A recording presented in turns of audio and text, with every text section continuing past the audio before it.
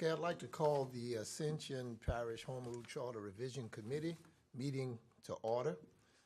We'll start off first with the invocation. I'll lead the invocation, then we'll ask Committee Member Bill Dawson to lead us in the pledge. Heavenly Father, please accept us as we come today, trying to fulfill the task that's ahead of us. Please give us your oversight and wisdom as we navigate through the various sections of our assigned duties. We ask these guidance in your holy name. Amen. Amen. Pledge allegiance to the flag of the United States of America and to the republic for which it stands, one nation, under God, indivisible, with liberty and justice for all.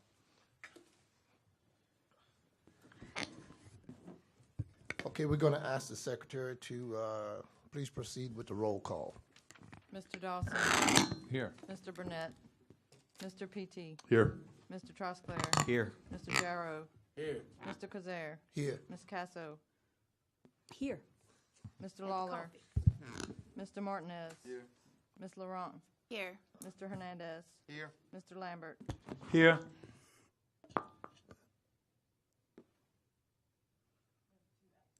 Okay, thank you very much. Michael's pulling in now, just FYI. Okay.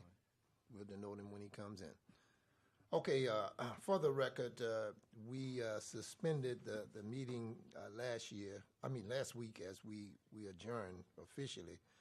We were in the midst of Section 404 of Article 4, which deals with the subject matter of compensation. There was some discussion, I think Member Caso has some comments on some research or findings that will probably get us into the continued discussion of compensation, and we'll go from there. Thank you, Sure. Mr. Chairman. We could not recall in the last meeting how the ordinance passed several years ago that brought the council pay to the equivalent of the state maximum, worded if that meant that it automatically rolled to the state maximum, or if it once again had to be passed to the state maximum once the state maximum was changed. And in Cinnamon's research, it was determined that it does not automatically roll forward. So it does require that the council vote each time the state maximum would be rolled forward to follow suit by the council. Just for clarification. Okay, thank you very much. With that said, any further discussion on the compensation, being that it would definitely have to be voted by the council, even though it is elevated by state law? Member P.T., please. Well, we talked about last time reconfiguring the council, a couple of different variations, one of which was possibly reducing the size and making it full-time membership. I think this is another one we should throw up on the wall for future consideration. I think that consideration would probably be dictated by what happens, what this committee recommends with regard to council configuration, whether we're going to some at-large districts, reducing the size and making it full-time. I think that has to happen before we can intelligently consider what should or may happen with adjusting salaries. So that's my comment. I would make a motion to just throw that one on the wall too, and with the condition that we decide what we're going forward with on the council configuration first. Mr. Martinez? I think the last time that they got a raise was in 2008, and prior to that it was like 1991. So it's not like every year the legislature votes to give the council or police juror people raises, members raises. So I think, it's usually every 8 to 10 years that they up it, and last time it went from 1,200 to 1,600, if I recall. I may be wrong, but that's pretty much it. And even if you reconfigure, you're still going to have councilmen. The other people would have to be adjusted if they're full-time. So I would say that just to save time and energy, that if the state does happen to give a raise, that it should be rolled into automatically roll over into the council's salaries, rather than them having to vote on it every time. And it's not gonna happen. Like I said, it happens about once every 10 years if you go back and look at the record. Okay. So that's just my thoughts. So. All right, well, good food for thought. Committee Member Lambert? I completely agree with what Tommy says, and that way it keeps people from voting themselves a pay raise, which looks so bad, and that people are so, so opposed to. Okay. Yes, we have a motion by Mr. Petey. We don't have a second. Well, let me qualify that, Chairman Cuiser, if I may. Sure. I'm just conditioned, if we're going to be suggesting and recommending to the council that we want to put some on the ballot to reduce the size and make it with the caveat that these are full-time councilmen. And that was part of the discussion we had a week ago. And I believe that we're going to be reconsidering that at some point. I'm not really sure. But if we are going to be recommending that we have full-time councilmen, then I would suggest that we need to take I'm fine with Mr. Martinez, it makes perfect sense with the one condition, but if we're going to go to full-time councilmen, I think we need to take a look at the compensation as well. So I will withdraw my motion and second Mr. Martinez's motion. Okay, sounds good. Any opposition to the motion? Any opposition? Hearing none, motion is hereby passed. Next on the agenda. Question, Mr. I'm sorry. Mr. Craig? Yes, All right, sir. so we're saying that it would automatically go to the state maximum? Okay, Yes. good. Yes. Okay, next on the agenda is section 406. 405. 405, I'm sorry. I'm getting ahead of us. Governing authority meetings. Okay, let's see if we have any commentary from the audience.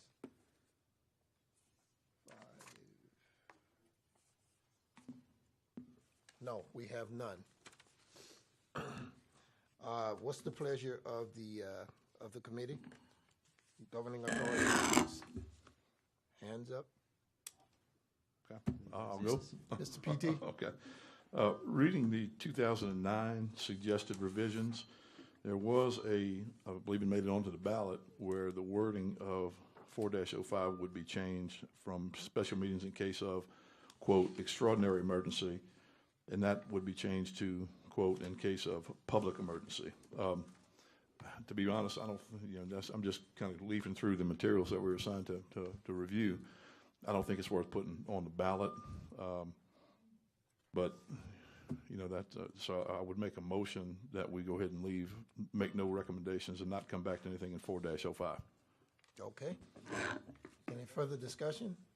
A second on that motion first. Second by Mr. Martinez. Any further discussion? Hearing none. Motion is adopted. Okay, now, section 406, quorum of governing authority. We do have some requests to speak from the audience. We have first Mr. Jeff Petey.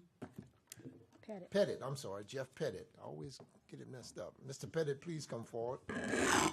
That was a big mess up. Might be related, you don't know. I'll overlook that, Mr. Chairman. My name is Jeff Pettit. Regarding section 4-06, quorum of the governing authority, this addresses the validity of any vote, and that's what I would like to ask y'all to focus on. East Baton Rouge Parish has a section in their home rule charter that states members of councils interested in proposed ordinance or resolution and their duty to refrain from voting. Any member of the governing authority who shall have any personal or private pecuniary interest in the adoption or passage of any ordinance, resolution, motion, or measure by the governing authority shall declare such fact to said body, and shall refrain from voting on the same at any time, whether on final passage or otherwise. Any person who shall violate the above provision shall be deemed guilty of a misdemeanor, and upon conviction thereof shall be punished by a fine not exceeding $100 or imprisonment for not more than 60 days, or both, fine and imprisonment, at the discretion of the court, and here's the key part, and shall forfeit his office upon conviction. I think that's something that y'all should consider, just to take away or show consequences for corruption, ensure ethical behavior and consequences for not showing ethical behavior, and also to rebuild and build the public's trust in the council. We had an instance under the last council where a council member intervened in a private transaction. It was a big box retailer. Intervened in a private transaction where a signed purchase agreement was in place, and personally intervened to stop that signed purchase agreement from going through, to ensure that that deal did not happen. This was between a private business, a big box retailer, and a private individual. And there needs to be consequences for actions like that. And it reached to the council, and it reached to members of the past administration. And we don't need to see behavior like that in our parish. And I would ask you all to consider putting before the voters an ordinance that has real consequences for certain actions. Thank you. Thank you. Next, on that same section, we have Mr. Mike Latolis. Am I correct? Latulate. Okay. You don't want to comment? Okay, thank you, sir. Okay, that's all of the comment from the public that we have on the section 406, quorum of governing authority. What is the pleasure of the committee at this time? Chairman? Yes, you're so recognized. I think if you go back and you look under section 602, enactment of an ordinance, paragraph 5, it's not word for word, but pretty close to what Mr. Pettit was saying. So you have something in there, it's just a little bit later down in the home rule charter. Can we get that reference again? 602, paragraph 5, Does it holistically section C. address? 602 would be enactment of an ordinance? Mm-hmm. In what particular section you're referencing? C5. Any C5. member of a governing authority who shall have any substantial personal Pecuniary. interest in the adoption. I married an English teacher, so I don't have to use the language. Interest in an adoption of or passage of an ordinance, resolution, motion, measure shall declare such fact to the governing authority and shall refrain from voting on the same at any time, whether on the final passage or otherwise. And then it goes on to the $500 and 60 days fine. Got it. Okay. So, With that being stated, I mean, is it the opinion of the majority of the committee members that what Mr. Pettit was referencing is also included in this particular chapter? Mr. P.T. Listening to Mr. Pettit, there was one other clause that he mentioned that's not in 6-025, and that was, I don't remember the language, it was forfeiture of the council seat, which is not included in Ascension's corresponding ordinance. I don't know if it would be appropriate, if it is the will of this body to make that recommendation about forfeiture of the council seat. I don't know if it would be more appropriate in the Article 4 dealing with the governing authority, or seems like it would be more appropriate there than in 6 acts requiring an ordinance. Now, I don't know if we want to go to those links about forfeiting a council seat for, is it failure to disclose a pecuniary interest? I'm not averse to that, because it certainly is something that one should disclose. If we are making that recommendation, I think it probably does need to go somewhere in Article 4, as opposed to the Article 6 that deals with ordinance procedure. Okay. I think this is something that deals specifically with the governing authority, i.e. council service. Okay, now, as it is the opinion of the majority of the membership to go to the expulsion measure. If you all want that included, let's discuss it at this time. You want to basically stay where we are with what's prescribed already and the suggestion, or move to the removal from office? That's to be discussed at this point. Any comments? Mr. Lambert? It's my general opinion that if we have someone who is knowingly breaking a law or a rule or a moral, I don't know about moral, but if he's knowingly breaking a rule, he's breaking the law, I don't think he should serve as a committee member, council member. I don't know how often that happens, but Well, this is just thought is well, let me just remind you, I mean, it would be our recommendation to, if we so choose by majority vote, to include that clause and then send it to the parish council, or we can vote not to include that clause.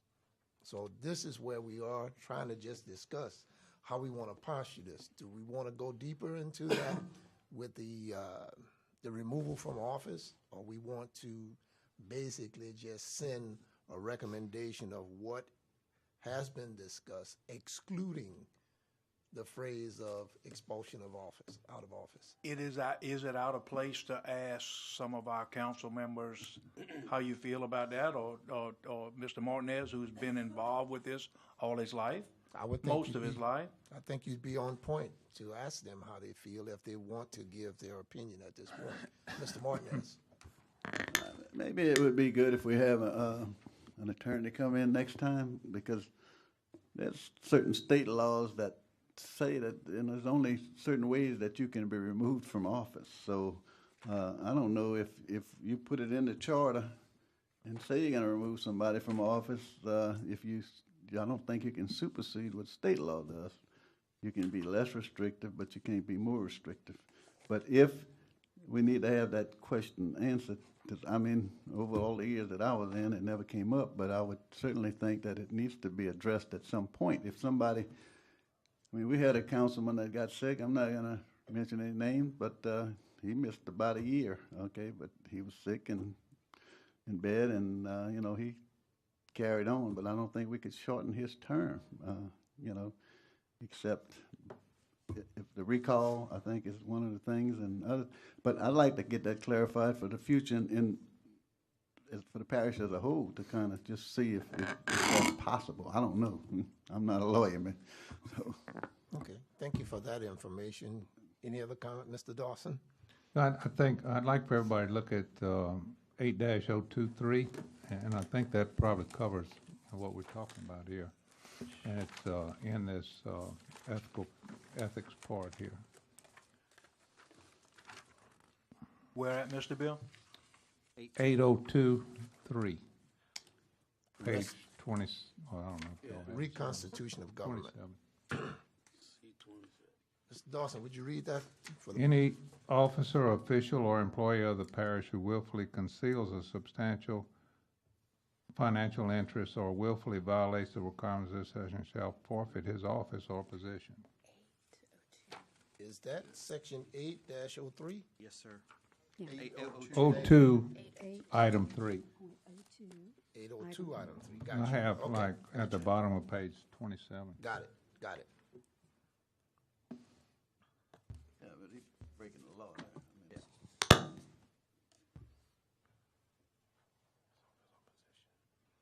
It's clearly stated in the present charter.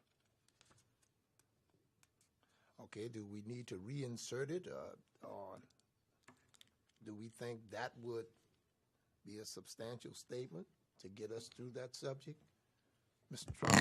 I'd like to make a motion to leave 406 as is, and then we can get a legal opinion on 602, paragraph 5 before we come to that, if we want to add a little bit to that as far as, but I'd like to make a motion 406 to leave as is.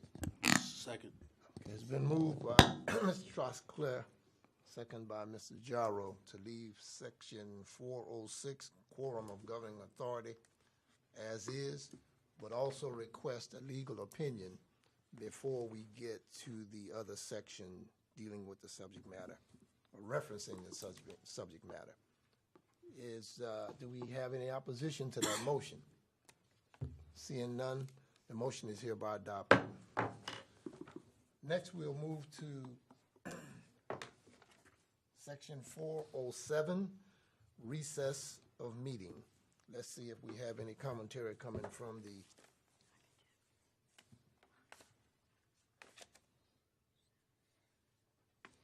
no. Hearing none, what's the pleasure? There's no commentary coming from the audience. What's the pleasure of the committee? Raise your hand to be recognized.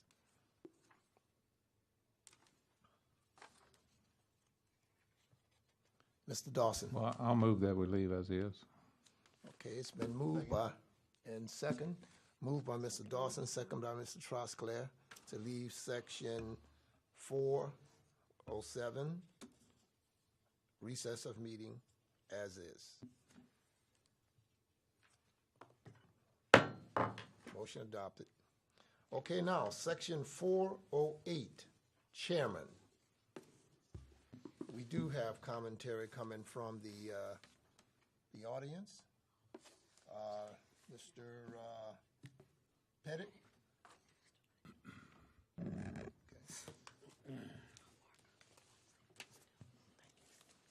Hello, this is one of those minor things, and actually, Mr. Dawson, in his role as chairman of the council,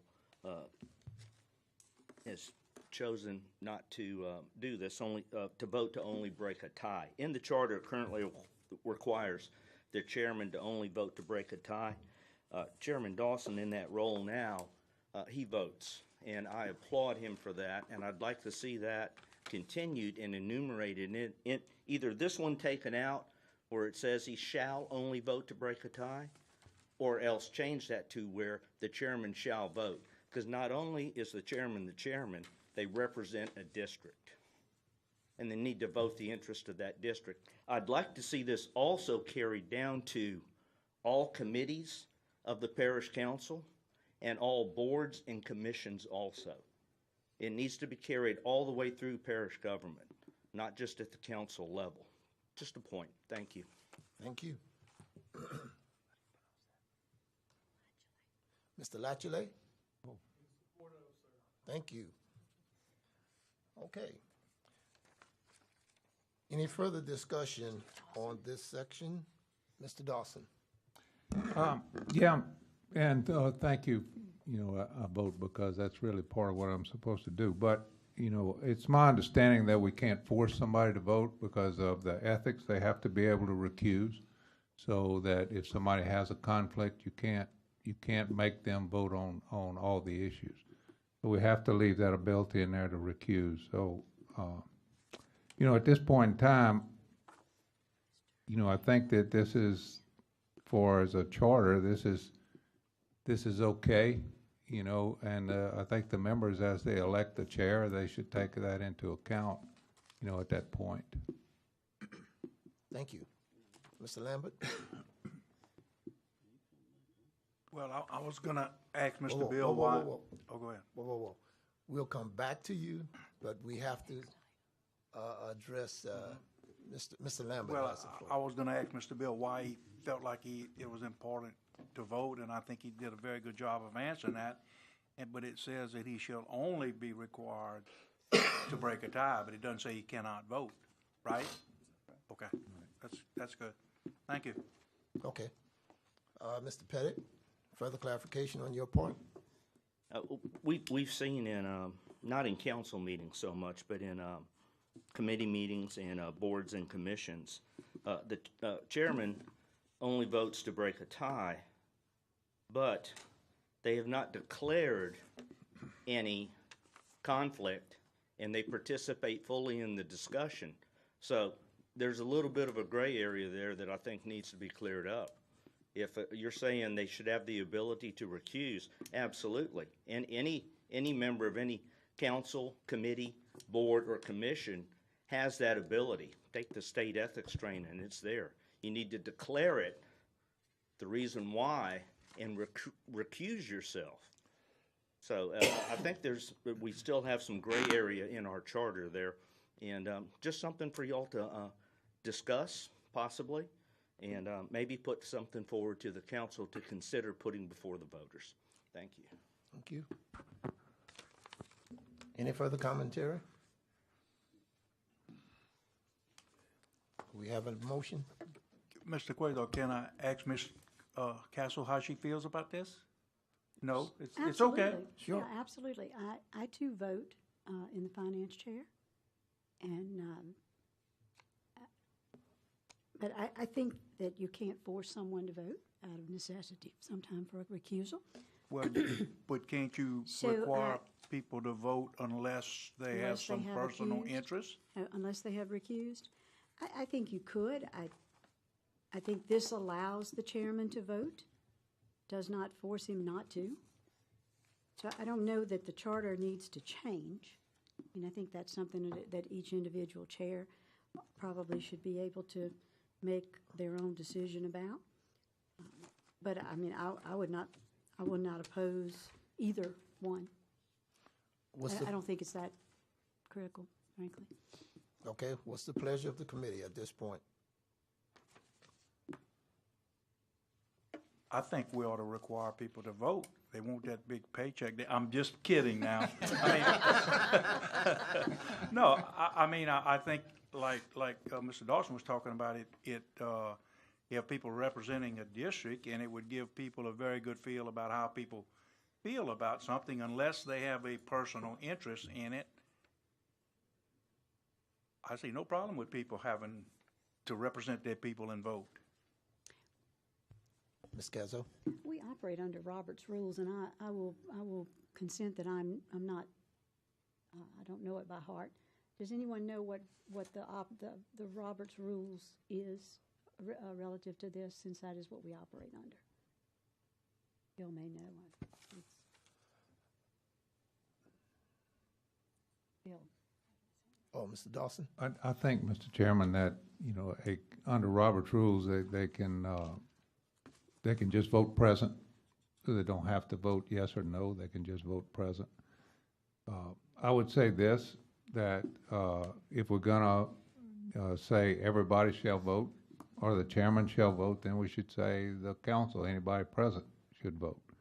So it should be, whatever the language is, it should apply to everybody, unless they recuse.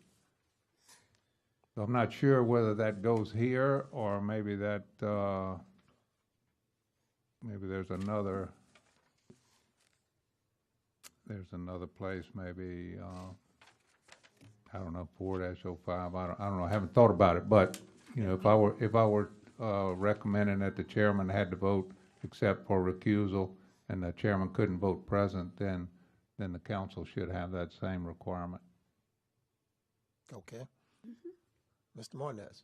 I'll make a motion to skip this and come back if this for further discussion, because I think we got a lot to cover. And it does say the chairman shall only be required. It doesn't say he can't vote. It just said he's only required to vote to break a tie, but he can vote anytime he wants. And if he doesn't vote, his people will let him know. Okay. It's a motion to tack this one on the wall, come back and discuss it, hopefully, and get further clarification from the attorney. I'll second that, but I do seek further clarification. Okay. Might be a good thing to include. All right, motion by Mr. Martinez, second by Ms. Cazzo, that we do that, put it on the wall, and seek attorney's opinion. Any opposition to that motion? Hearing none, motion approved. Next section is that of section 409, removal of department head. Let's see, do we We have no commentary from, no comments from the, no commentary, excuse me, from the audience. What's the pleasure of the committee? This is basically a one-liner. Motion to remain as written. Second that. Okay. Moved by Ms. Cazzo, second by Mr. Trosclair to leave as is. Section 409, removal of department head. Any objection to the Discussion. motion? Discussion. Okay. Another question. Discussion.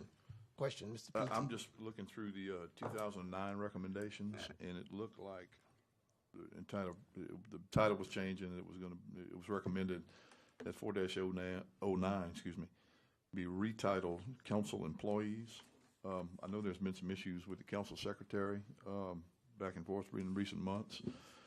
It seems like the council may have rectified that. I'm not sure. I would ask. I'd be interested to hear the council members present on this committee to weigh in if that issue has been resolved or not. If they would like, I'd like to hear them. Any further commentary? Bill's Mr. Dawson? Do you mind passing me what, this was the recommended from 4009? Yes, sir.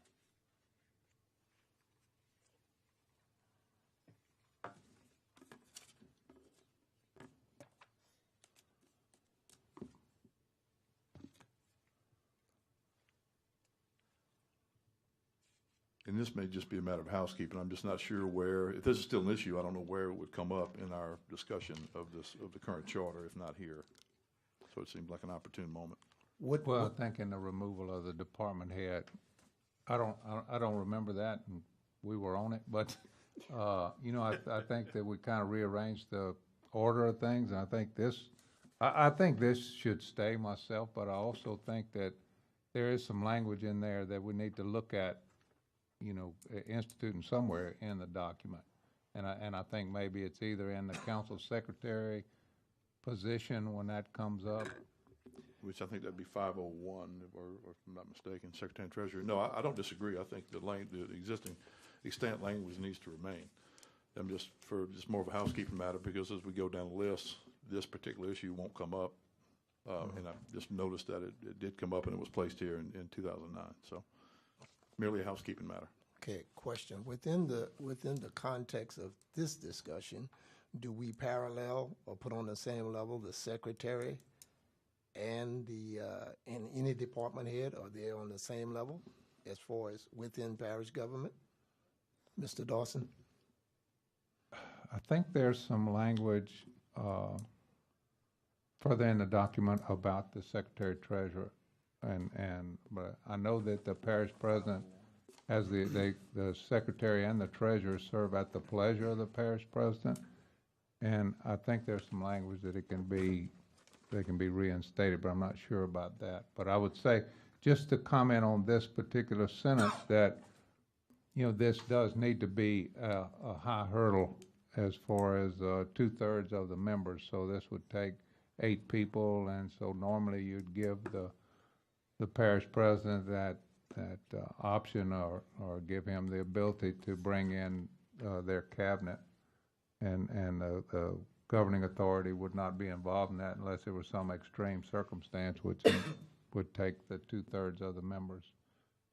I do agree we need to insert some of that language somewhere else, Mr. PT. I'm not sure that it's here is the right place. Ms. Casso? And in further thinking about this, we have had an issue around the issue of the statement of 2/3 of its members as opposed to 2/3 of its members present. And so I wonder what Bill's thoughts are on, and I'll think about what mine will be on 2/3. Also, I think I would like to see it be 2/3 of its members present. I think that if that is not the case, then you have people who are willing to avoid very controversial votes, and their vote then automatically registers as a no. And I don't think that's fair. Point well taken. Mr. Dawson? So again, I think that it needs to be a high hurdle. So let's take the extreme example here. So it only takes 6 to have a quorum. So then you're talking about 4 for 2/3 of those voting and present, so you reduce that quite a bit. You go from 8 to 4. Thank you. Okay, Mr. PT. Yeah, I would tend to agree with Mr. Dawson on this. I mean, this council does have the power to ratify certain positions that currently some new ordinances were passed that codify again and add some positions that are subject to ratifications. This generally looks like council, department heads and above. So the council does have the ability and the power now. In fact, it must ratify within 120 days, if I'm not mistaken. So I do think, agreeing with Mr. Dawson, a parish president should get to pick his own guys. And they are already subject to ratification, so I do think that hurdle should be high. And I would suggest leaving it as it is, 2/3 of the membership, at least 8 votes if you're going to remove a department head. If it gets to that point and a department head needs to go, I think 2/3 of the council will, I think that's appropriate because that needs to be some egregious conduct. So I would suggest leaving it as is, 2/3 of the membership. Okay, to surmise, with Mr. Lambert. But like Ms. Castle was talking, what if people just skip a meeting? A couple people skip a meeting. Is that addressed to me? Well, if they skip No, a no, meeting. anybody, I'm just asking. Well, I'll field it. If they skip a meeting and they apparently didn't think it was important enough to show up at the meeting, Coach, and shame on them. And they can address that with their voters and their constituents, like Mr. Martinez is fine to say.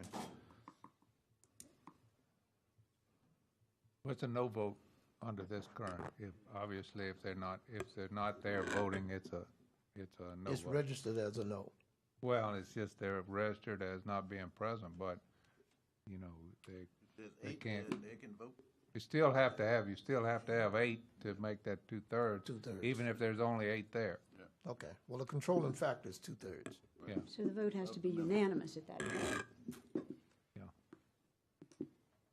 It's, Okay, I think the key is it states the membership, which is 11 council members. I think there was a recent, the charter was revised recently, and I think it had to do something with employee appeals that it had the same or similar language. 2/3 of the membership was required to reinstate an employee.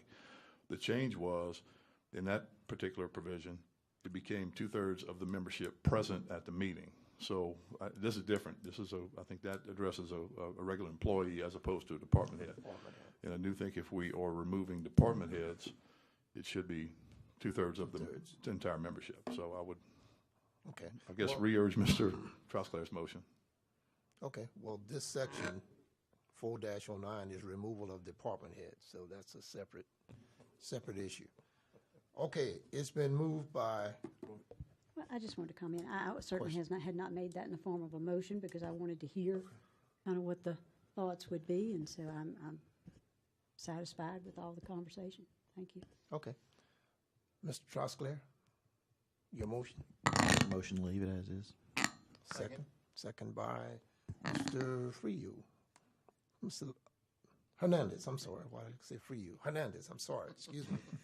Just gave you another name. Okay, any opposition to the motion? To leave it as is? Hearing none, motion is adopted. Next on the agenda is section 4-10, legislative power. 4-10. We don't see any comments coming from the audience. What's the pleasure of the committee? Raise your I hand. would move to leave it as is. I'll second that.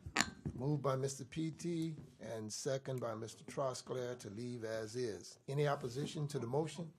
Hearing none, the motion is hereby adopted. Next section is that of section 4-11, ordinances in general. 4-11, we don't have any commentary coming from the audience. What's the pleasure of the committee? I would move that we leave it as is. Moved by Mr. PT and second by Mr. Jarrow. Any opposition to the motion? Hearing none, the motion is hereby adopted. Next section is section 4-12, powers in general. Mr. Pettit. Audience commentary.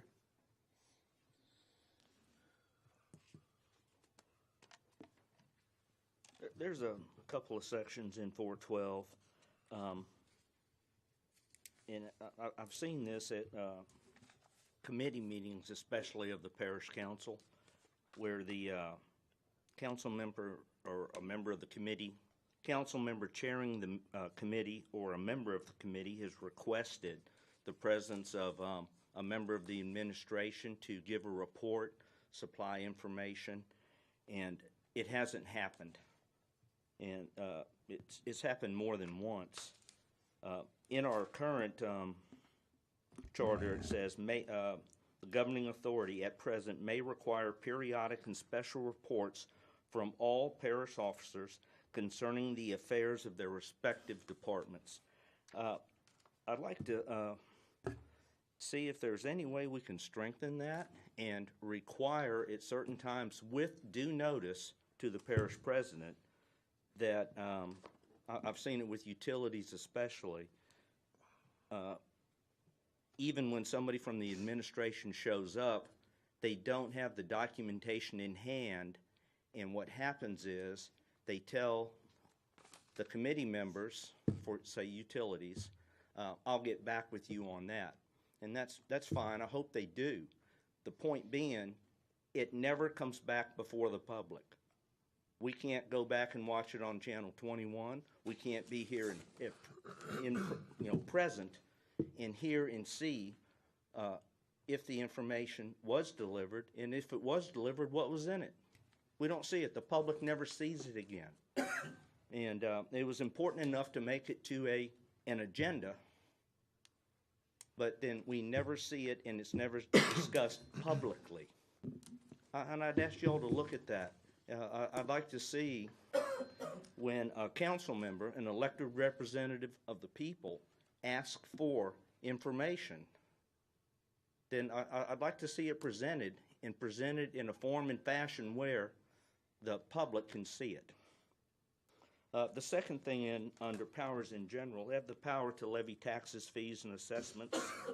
I'd like you all to consider something in there about we can't do it without a vote of the people. Put it before the people. I hear over and over and over again, I didn't get a chance to vote on it. I'll give you two specifics. The juvenile detention proposal and the 911 call center. Neither one of those went before the people. They just went before the council. Now, maybe there's good reasons why, and I'm not saying I did not support either one of these, because I do support both of them, but they're the two that came to mind, and there's others out there that didn't support them. So when it comes to fees and assessments, do they need to come before the people for a vote? Thank you. Thank you. That's the only comment that we have from the audience. The floor is open for discussion or motion from the committee members.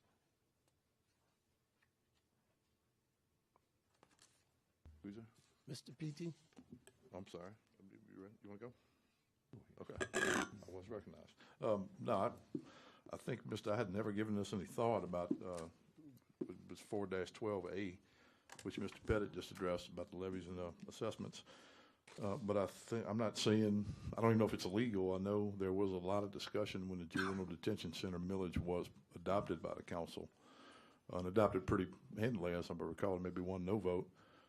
I would wonder if there is something in our state law that would give the juvenile. I see Mr. Martinez with his hand up. I defer my time to former President Martinez. Sorry, that was not on purpose. It's okay. It's okay. When they built the St. James Youth Detention Center, there was a law passed in the legislature that allowed each parish to assess that millage. And Ascension was actually, of the 5 parishes, was the only one that did not do it until the judges came forth and asked to go ahead and assess it. But that was given specifically by state law to be able to do that. And what was the other one he asked? Well, the 911 call center. Yeah, that's also Okay. state law. Well, because we can do it, because it's, doesn't mean we have to. And I think Mr. Pettit's point might deserve some further. I think it may be popular with the voting public. I don't know if we're supposed to be considering or trying to divine or discern what the voting public may or may not want. But I do believe that that is something that the voting public probably would vote in favor of. So I think it merits further discussion. As to,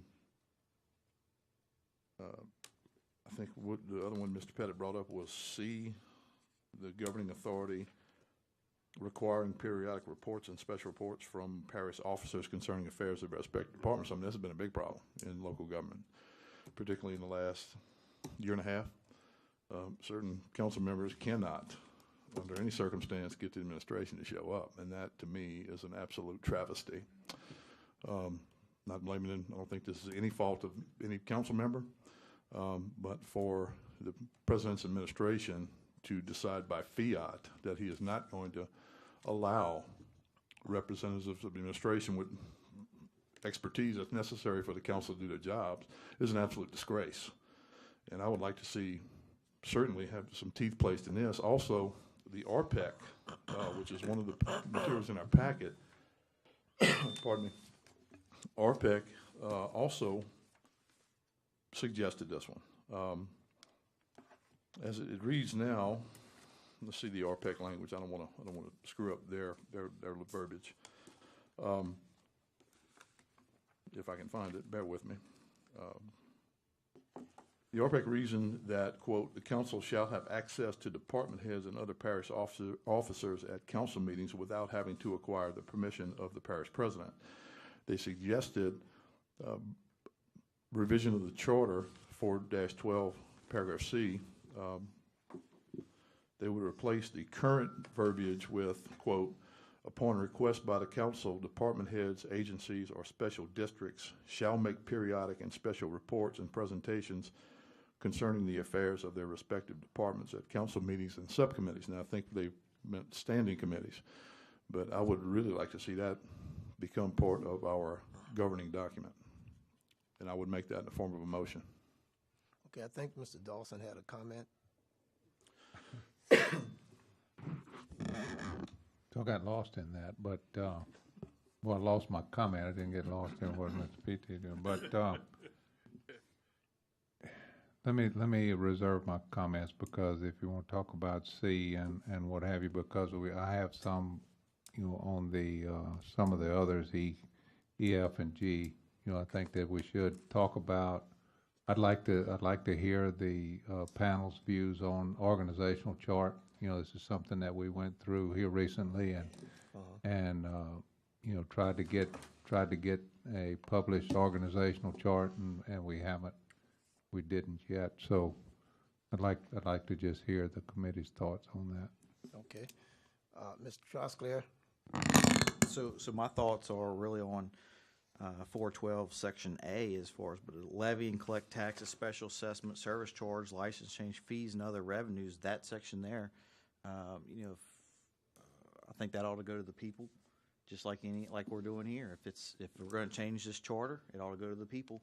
If my taxes are going to go up, it ought to go to the people. So, and maybe even from there on, borrow money in such a manner, subject to limitations. Maybe that should have its own section underneath there and should be separate from that first part. Do we want to get into organizational charts right now, Mr. Bill? Well, that's part of 412, but however you guys want to do it. I think organizational chart, my personal opinion, should be left up to the executive branch. And to further that, I would think that going further down into the administration of government, there are job descriptions for officers or personnel that would require 1, 2, 3 ABC specifically. I think if that is, we also should look at that aspect also. Maybe we should change some language, especially when it comes to taxes and special assessments. Quite naturally, people should have a voice in that. When you go down to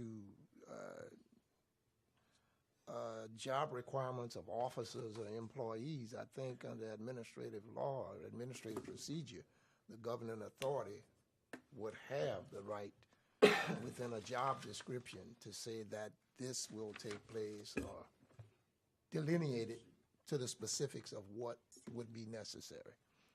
but it's something that we can look at. Maybe we need further discussion on it. Maybe we need a legal opinion, but certainly by way of administrative procedure, the Administrative Procedure Act, there is leeway for the governing authority or the presiding executive to have a specific job description for various job titles or offices per se. So does this committee want to delve into that, get that deep into the weeds when it comes to that? Or is it something that we should generally address? But specifically with the levying of the taxes and special assessments, I can see where we need to buckle up on that. Mr. Lambert. I think Mr. Martinez was talking about that tax for those two items was forced upon us by the state. Is that what we were saying, Tommy, or? Well, the Juvenile Detention Center, as I said, it hung around for the last 20, 25 years. Not one council ever wanted to bring that up or wanted to vote on it, but when the judges and the sheriff came and made their proposal, it's kind of hard for them to turn down the sheriff and the judges. I'm just going to say it outright. That's just the way it is. But I don't think any other council, it was brought up several times before that, and the councils never would vote on it. But then when they got a little bit of pressure from outside agencies, then. Yeah, but Tommy, shouldn't the people vote on that and not by the councilman? Well, it was voted upon in the legislature that gave the power to those 5 parishes to levy that tax, 5 mil tax. I think it's 1 mil tax, actually, 1 mil property tax. Ms. Cazzo? I think that the legislature gave that authority. I'm not trying to read the legislature's minds, but my understanding at the time was that there's not always public support for what are often real necessities that require taxation. For example, juvenile detention. That's not an attractive item. It's hard to convince people. And I believe at the time, and it's very hard for any council to even vote to put something on the ballot that requires a tax. So I believe that, if my recollection of the history of that is correct, that the legislature felt that this was such a critical piece that it really needed to be done.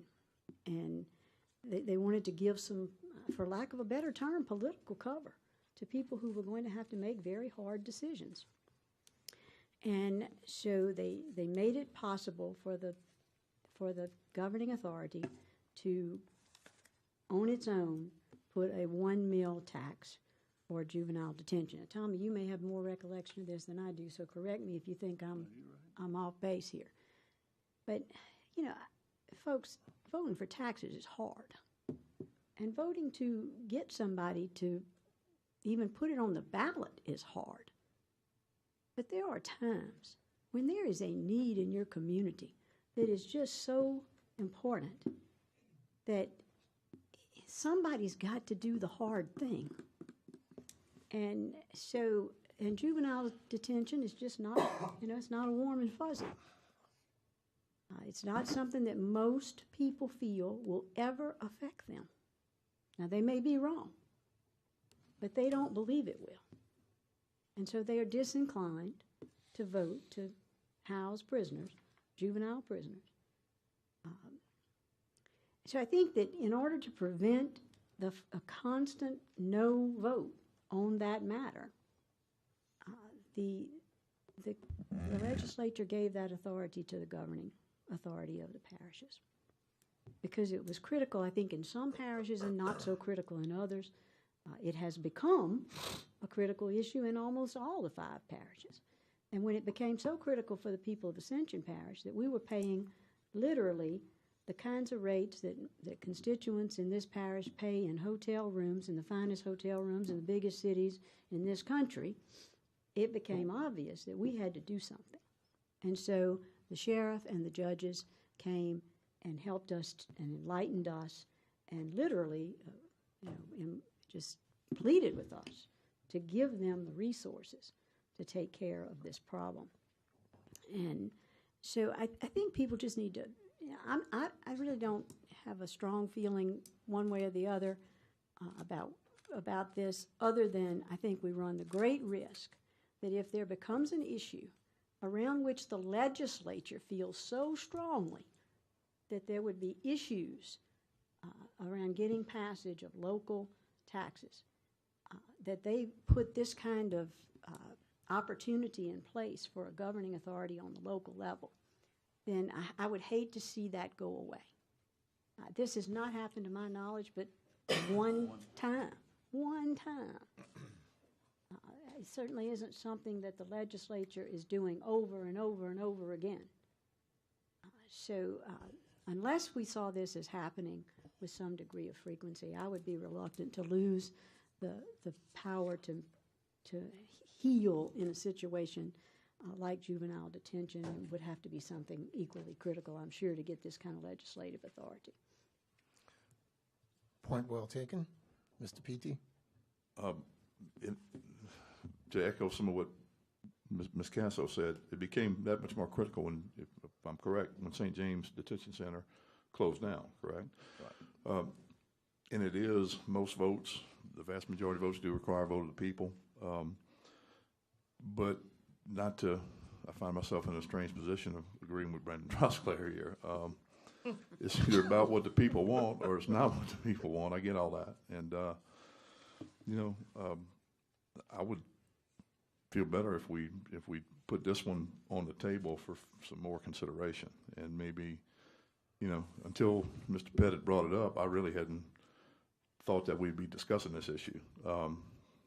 Because it does, currently, our charter does allow levy, and the council to levy and collect taxes in the manner provided by law. And Louisiana law does require the vote of the people to levy these taxes. So it was not something on my radar as we got here today. But I would feel my patriotic nature has been inspired by Mr. Trosclair here. So I would feel more comfortable with some further consideration. And let's put this one, table it for future consideration. I would make that a motion. Okay. We never did get a second on Mr. Trosclair's motion. So, do you want to withdraw your motion? Well, you didn't get a second. I withdraw my motion. I can't remember what it was. He doesn't remember. Okay. Well, the motion by Mr. Petey, as you just heard, we're seeking a second to put it on the wall, come back, discuss it, and get further into the weeds on or more in depth within that particular subject matter. Second by Mr. Dawson. Any objection to the motion on the floor? Any objection? Hearing none, the motion is hereby adopted. Okay. Mr. Quayle, comment? Sure. Go ahead. I think when something like this happens, it's really important that we hear from our people, from our council members and the administration, and let people know why we had to do this. A lot of times it's just a lack of knowledge on people's parts. Just a comment. Just maybe we did this and it was a good thing. And a lot of times people, when they see the repercussions of something or the lack of the repercussions, they can go along with it, and we don't provide people with enough good information to make a good decision. It's just that they passed the tax without us doing it, but a lot of people didn't know they had the authorization to do it and the need for it, and it's really important that we get that word out to the voting citizens. And Terry, is there anything else you want while we talking about this? Because you did such a good job. I think that's critical. Okay, Ms. Cazzo. Yeah, I would say I didn't have any pushback. In fact, I had real support in my community to make sure this passed, and we did talk about it. I think that it was well discussed in council meetings. It was discussed in finance. It was then discussed in council. So I didn't hear any outcry from the public against our voting for it. It was almost unanimous. I think it was 10-1. Well, no, I agree, but still, regardless of that, people didn't know, and a lot of times it's their own fault. All they looking at to complain about something passing without them getting to vote on it. Right, well, likewise, I don't know, I mean, there's a lot of expense involved in publishing and mailing something out, so all we can count on, in most cases, is the meetings that happen and the media that's present and the things that go on to let people know this is happening. But in this particular case, since it's the one occasion in which this has happened and the one authority that I'm aware of that it would ever happen in, or has happened in, excuse me, people were aware that we were going to vote on it, and people came and spoke, and the public had every opportunity to express their feelings, and I didn't get any pushback at all from my constituents about my support of that. In fact, my folks were very pleased. Well, through the discussion, as you delivered so eloquently, Ms. Cazzo, the present council persons or the council persons are part-timers at best, but it seemed as though they did their discovery process, brought experts to the table, vetted it through finance department and other agencies, other departments within parish government, and then the council then voted within the spirit of them being elected officials for the betterment of Ascension Parish as far as the juvenile detention issue was concerned. So I think that, we commend them for what they did, but it seemed as though that they brought professionals and expertise to the table and did their assigned duties as representatives of the various districts that they do represent. Now, if the public wants more in-depthness into that process, then that possibly can be discussed. But again, if you all want to vet it further, we can. If you want to leave it as it is, we can. Ms. Cazzo. Yeah, I want to add too, if on each occasion that a levy of taxes must be held this one, or then to do special assessments, service charges, licenses, fees, if we have to go to the public, if the governing authority has to go to the public on every occasion for a vote, how long is that process going to take? I mean, and how much expense is involved around that? We live in a representative democracy. We have every member of the community has the opportunity every 4 years to change their representative if they so desire, and if they look at their voting record and don't feel that they voted at least significantly enough times in the same way that they feel, to support them again. So I would hate to see this thing become onerous on the calendar for elections and on the clerk of court's office and everybody that has to be engaged in the process of an election. I don't think we can have an election every time there's an issue in our parish that we need to discuss. I think that's why we have a governing authority, and it is thus named. And this is powers in general. But I would think that the council and its leadership would probably, if you had to get, again, deeper into the weeds, then if they thought that it needed to go before the general public for a vote, I think it would probably be vetted and pushed forward at that time. We're not dealing with powers, specific powers, but powers in general. And that's what this section is about, A through K.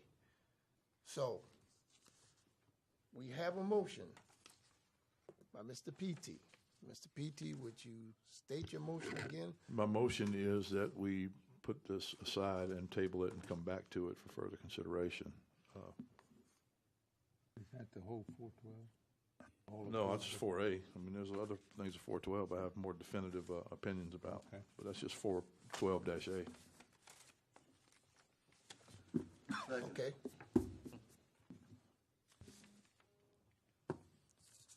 Okay, second by Mr. Martinez. Any opposition to the motion? Any opposition to the motion? Hearing none, it's hereby adopted. The next section is that of section 413. No, we're still on 12. We're still on Oh, 12. I don't know why I always skip. We're going to 12B, I'm sorry. That only dealt with 12A. I don't know why I want to speed up like that. No. Okay, here we go. You don't have a problem with it? Just can't skip the whole Okay, all right, let's go to section B, 4-12B.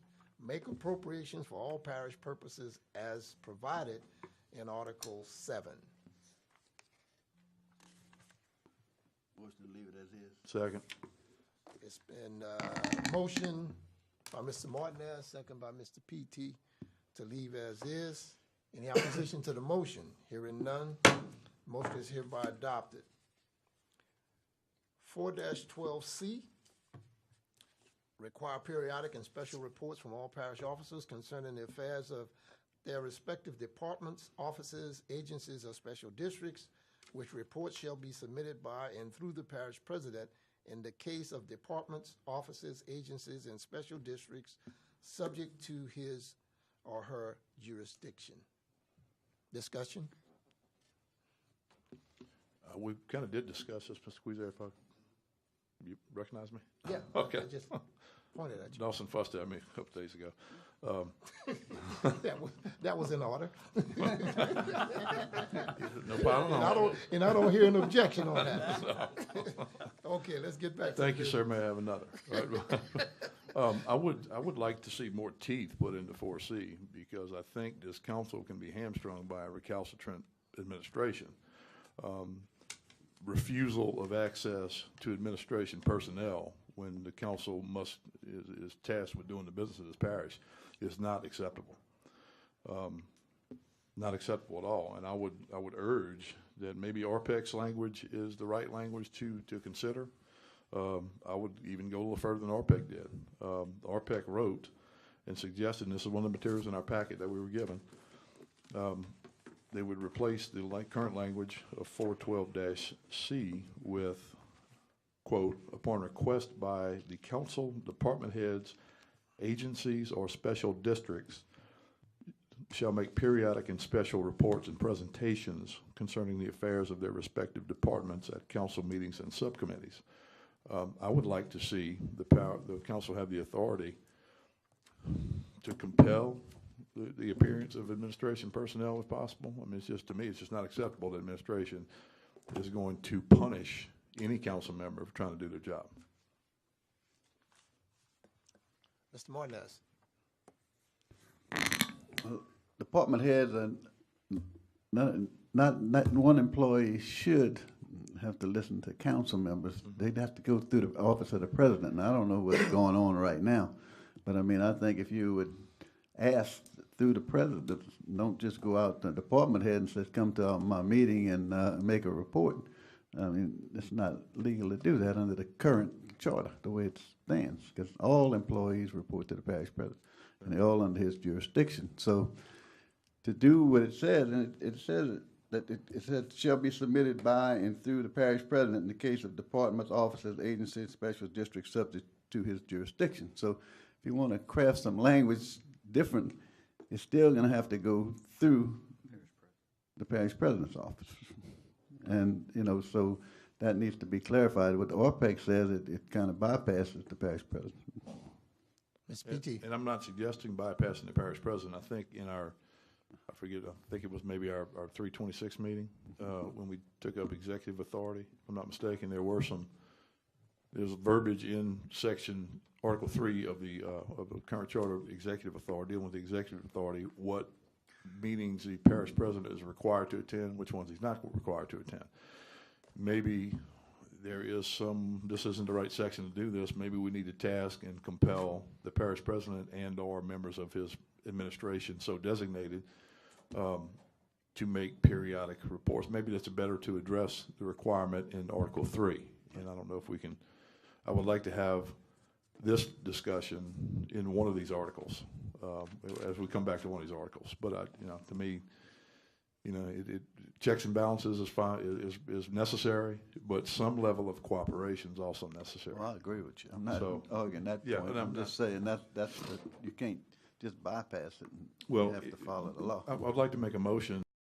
possibly, in fact, I'll even volunteer to do a little research and put some thought into it and come back with something further for suggestion and consideration by the council. But that we table this particular item and for further discussion. And I'll make a motion. I'll second that. Motion by Mr. P.T. and second by Mr. Dawson to table item C and come back and address it as we proceed. Any opposition to the motion? Hearing none, motion adopted. Okay. 4-12, Article D.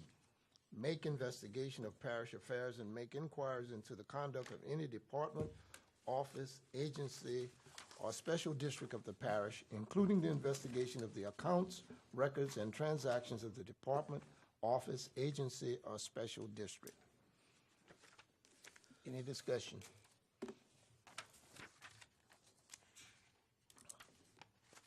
Make a motion to leave as is. Second. It's been moved by Mr. Trosclair and second by Mr. Jarrow to leave this section as is, Section D. Article D. Any opposition to the motion? Hearing none, hereby adopted. Article E, create parish departments, offices, or agencies in addition to those created by this charter by an ordinance adopted by a 2/3 majority vote of the governing authority. Advisory boards and commissions may be created by any ordinance approved by a majority vote of the entire governing authority. Members of advisory board or commission shall be appointed and or removed by the parish governing authority, but shall report to the parish president. Any discussion? Mr. Martinez. The last sentence, but shall report to the parish president. I was parish president 14 years, and I still don't know what that means as far as I don't know what it means either. Okay. report to the parish president. So, you know, there needs to be some clarification there one way or the other as to what does that mean. Okay, yeah, because it doesn't say may, it says shall. Okay, we have Ms. Casso, Mr. Lambert, afterward. Ms. Casso. Right now, procedurally, what is happening is that all of those advisory boards and commissions are reporting to the council through the finance committee. That should be in the personnel committee. There's some discussion going on about that right now, and so we can certainly discuss that here. But I'm not going to make this in the form of the motion right now because I'd like to hear everybody else's thoughts. But I do think that but shall report to the parish president probably needs to be eliminated from there. And then and some other language, either designating the the governing authority as the persons they report to, or a specific committee of the governing authority as the persons they report to, might be the most appropriate thing. I'm open to hearing from others. Further discussion? Mr. Lambert. The thing that's important here is not, in my opinion, so much as to who you report to, but that the information itself is presented to the people that need the information. I mean, that's where the decisions are made according to what the information tells you so that you can make the proper decision. Now, I think some of this gets to be convoluted because of people. And the whole problem with all this stuff with government, and we can design a perfect system, but it's the people that makes all this stuff work, and that's a whole nother story there, because y'all have been in it a lot more than me. Okay, we have Ms. Casso and then Mr. Hernandez. So I think that upon looking at this again, that this is strictly referring to advisory boards, which occasionally the parish president does appoint. And so in light of that, having looked at it a little more thoroughly, or some advisory commission that the president appoints, or asked to be appointed, that they might report back to the president, and then the president would then report to the governing authority. But it's still, yeah, maybe we need to, Get further clarity on it. yeah. Okay, Mr. Hernandez. And I think that's where you might come with an organizational chart to see who they're supposed to report to. But again, that goes back to management at the executive level. Correct. Mr. PT, then Mr. Dawson. The 2009 Charter Commission suggested proposed and recommended language that appeared on the ballot was rejected by the electorate, and it just added a couple of sentences to the existing ordinance, and I'll go ahead and read it. It's not that long. Members of the advisory board or commission shall be appointed and or removed by the parish governing authority. That's where at that point the new language picks up, or proposed new language picks up. Quote, and shall report to either the president or the governing authority per the authorizing ordinance. If a board or commission's member's term has expired by at least 30 days, then the president shall have the right to reappoint the member or appoint a replacement to the position except as prohibited by law. I think the operative language we're talking about is the addition to the initial sentence, and shall report to either the president or the governing authority per the authorizing ordinance. I think that gives the council a lot of authority to control, because they're going to be the ones passing that ordinance. So I would suggest that maybe that language does kind of address some of the concerns that we're talking about.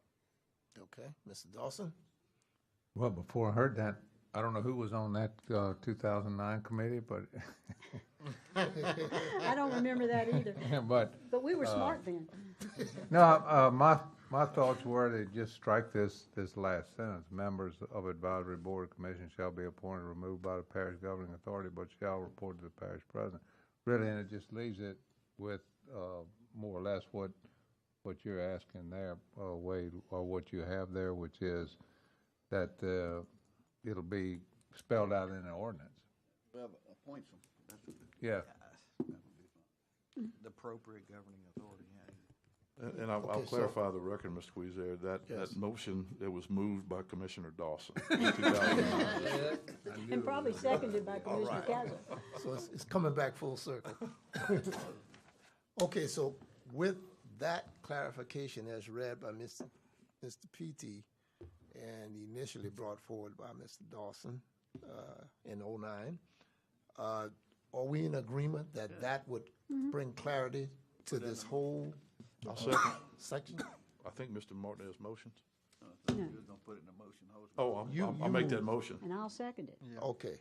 Moved by Mr. PT and second by Mr. Cazzo to adopt, as read by Mr. PT, the Article E in this particular session. Yeah, Even as stated by as recommended and put on the ballot by the 2009 Charter Commission. Charter Commission. Yes. Yes, sir. Thank you. Okay, and in opposition to the motion, hearing none, hereby adopted. Okay, Article F. By ordinance, abolish or consolidate any parish department, office, agency, board or commission, or provide for the consolidation and transfer of any of the functions of such departments, offices, agencies, boards, or commissions. What's your pleasure? Mr. Dawson. So when I was talking about the organization chart, this is the item that when I read this is an organizational chart. So everything that's spelled out in there is what results in an organizational chart. So I'm not sure if maybe that should be clarified, or I'd like to hear again. This is where I'd like to hear the discussion of the committee. Okay. Floor is open for further commentary.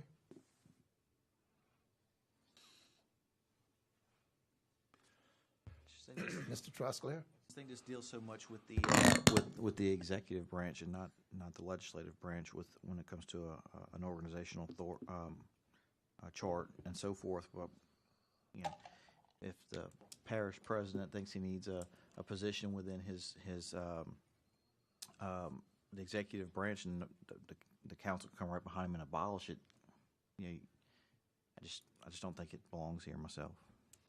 Okay. Mr. Cuizer? Yes, sir. Mr. Petey. I think recent history is instructive here. I think the council just went through a similar situation as described by Mr. Dawson. In ordinances were passed establishing departments, offices, new divisions. The only thing that wasn't passed was an org chart that did not receive the requisite council votes. To Mr. Trosclair's point, F requires an ordinance, and that ordinance, the power that the parish president retains is the ability to veto that ordinance, as was threatened by our current parish president. When the org chart, we thought it was passed, but it wasn't because it only had 5. It won 5-4, and it needed 6 votes. But the parish president did indicate that he was going to veto that ordinance. So I do think that addresses some of the concerns brought up by Mr. Trosclair, and to me, these are the checks and balances that our former government relies upon. So I would suggest, unless a more esteemed mind who's dealt with it, Mr. Dawson may have some ideas. It seems like he may have some ideas about. Mr. Martinez. Oh, he's deferring to you, Mr. Martinez. Mr. Martinez. Mr. Dawson brought you into it. I was leaving you alone.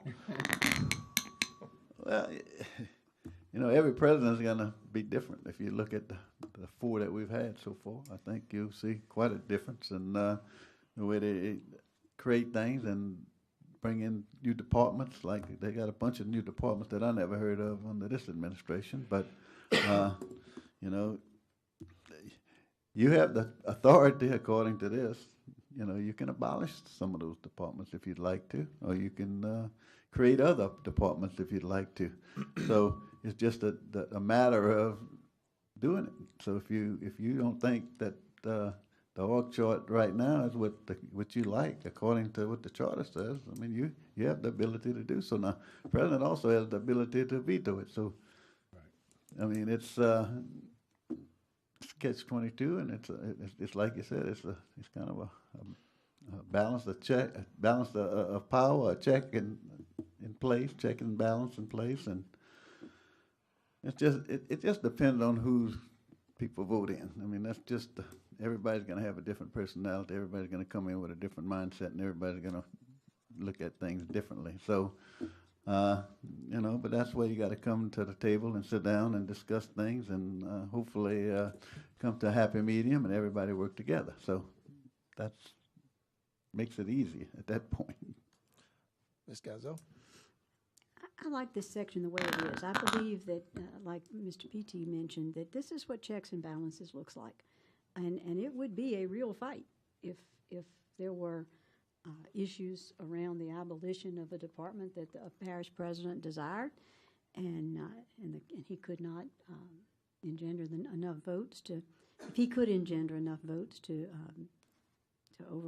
have a veto sustained, then I think probably that's the proper way to accomplish the resolution of conflict between the governing authority and the executive branch. It seems appropriate, since I was desirous to see a written organizational chart that reflects the ordinances, that I should explain why. And that is it's pretty simple to me. If you have passed a group of ordinances that state what the department heads are, or what the departments are, and what the other lower level agencies are, and you've stated all of that in written form, an organizational chart is simply a pictorial representation of those ordinances for the simplification of the viewing constituents, and even, sometimes my simple-minded council self. I want to see it in a picture. What does it look like? What are the levels of reporting authority look like? And so it was not it's okay that we didn't get it that way. It's okay.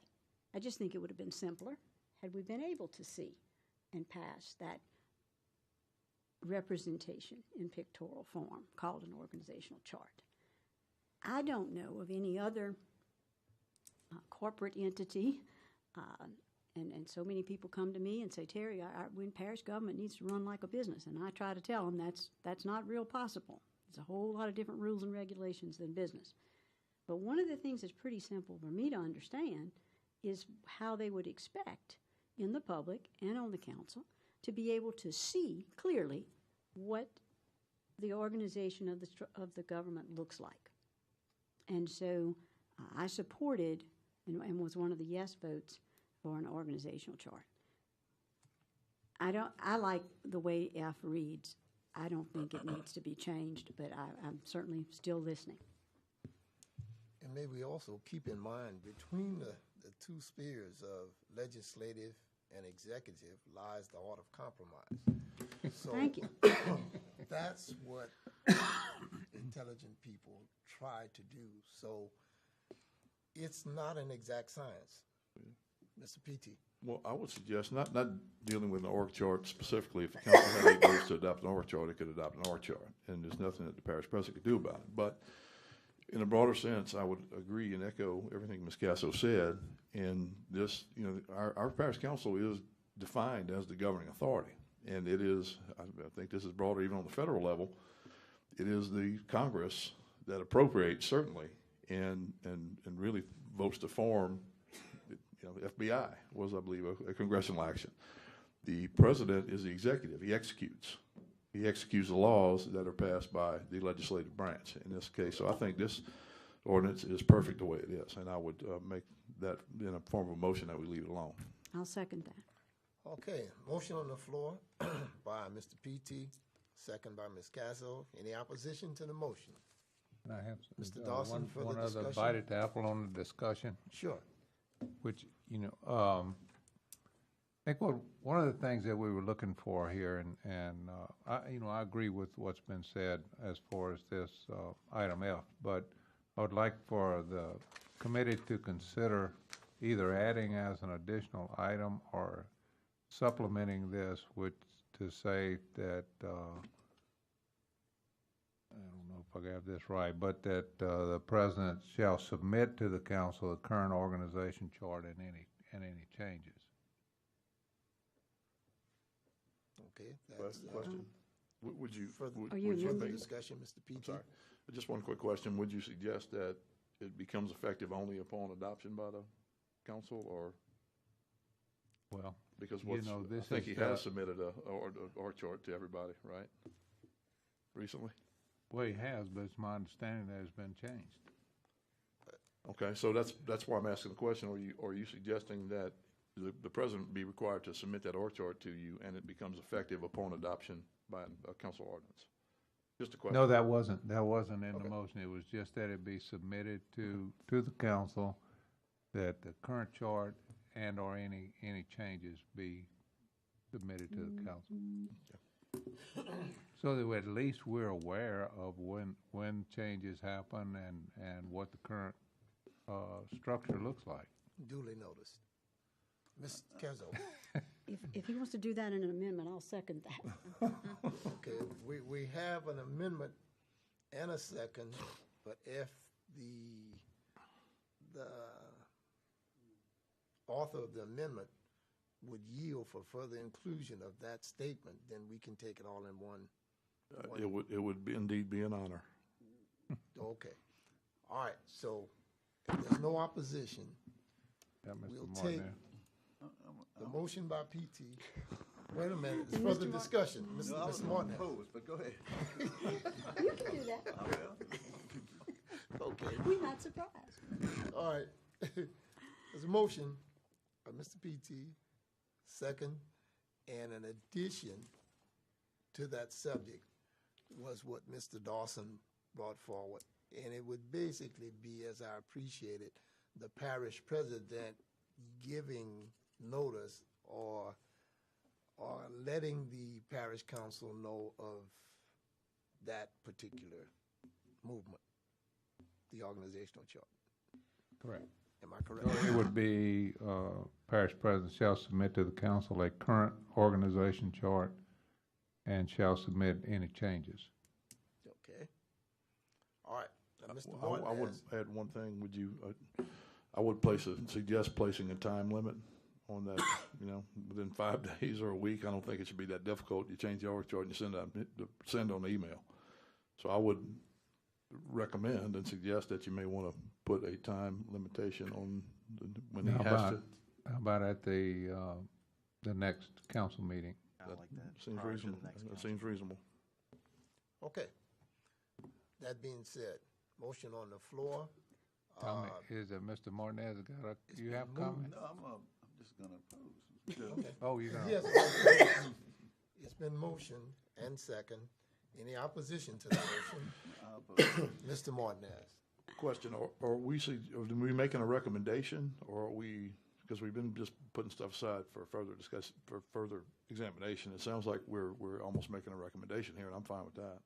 I think we are making it. Okay. We are making a Okay. recommendation. Yeah. Yeah. All right. Absolutely. And it's been opposed by Mr. Martinez. Yes, and I just think State your opposition. that, you're getting a little bit too far here as far as the separation of powers. I mean,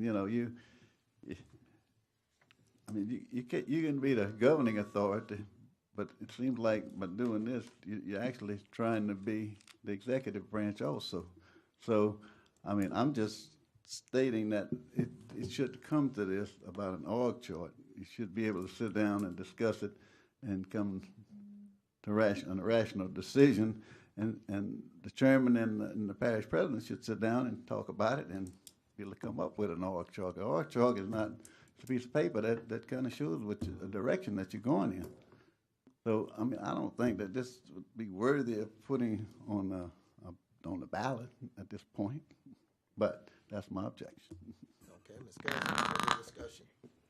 Mr. Martinez, I respect your opinion on this. However, it has been our experience under the recent administration that an org chart is hard to come by. And while an organizational chart is only a pictorial representation of the ordinances that have been passed by the council, it also gives the council an opportunity, if it is presented when it is done pictorially, gives the council an opportunity to say, okay, are we in compliance with all of the ordinances that were passed? And if we are not, then why not? And so I think it is important that there be a pictorial representation for those simple-minded folks like myself. And I also think it's important, while it would be ideal if people could negotiate to this end, and I'm not saying that all negotiations won't necessarily come to some avail with this administration, but we have learned that it can be a challenge. And there is also some frequent changes, and so it has become difficult to know, as a member of the governing authority, who's on first. And we need to know. Food for thought. How does this sound as we present this? We have to vote on it. We will vote on it. But maybe an inclusionary clause stating that as long as it does not violate administrative procedure. That's something that I know the administrator, the executive level has. That power is given to the chief executive officer by that exercise. So if what we're doing does not abridge that or disrupt that administrative procedure, then this would really have credence. But if it is, then it may fall on unfertile soil. I've got a question. All right, question. What administrative procedure are we talking about? Is that somewhere in the charter? I know in Section 5 is administrative. I mean, what exactly are you? I don't think it's expressed in any of our documents. Okay. But I do know that executive branches of government do have administrative procedures that are given or gifted to them by way Well, of that's the blue book. government. You got a blue book? All right. Okay. I'd love to see a copy of the blue book. Yeah. That's, with the Mr. traffic Dawson? impact analysis So- policy too. Maybe just to clarify, I think what I'm asking for here is not advice and consent, but it's just advice. So all I'm asking for here is that the parish president present us with his organization chart. That's a reasonable request. In a timely fashion. Yeah.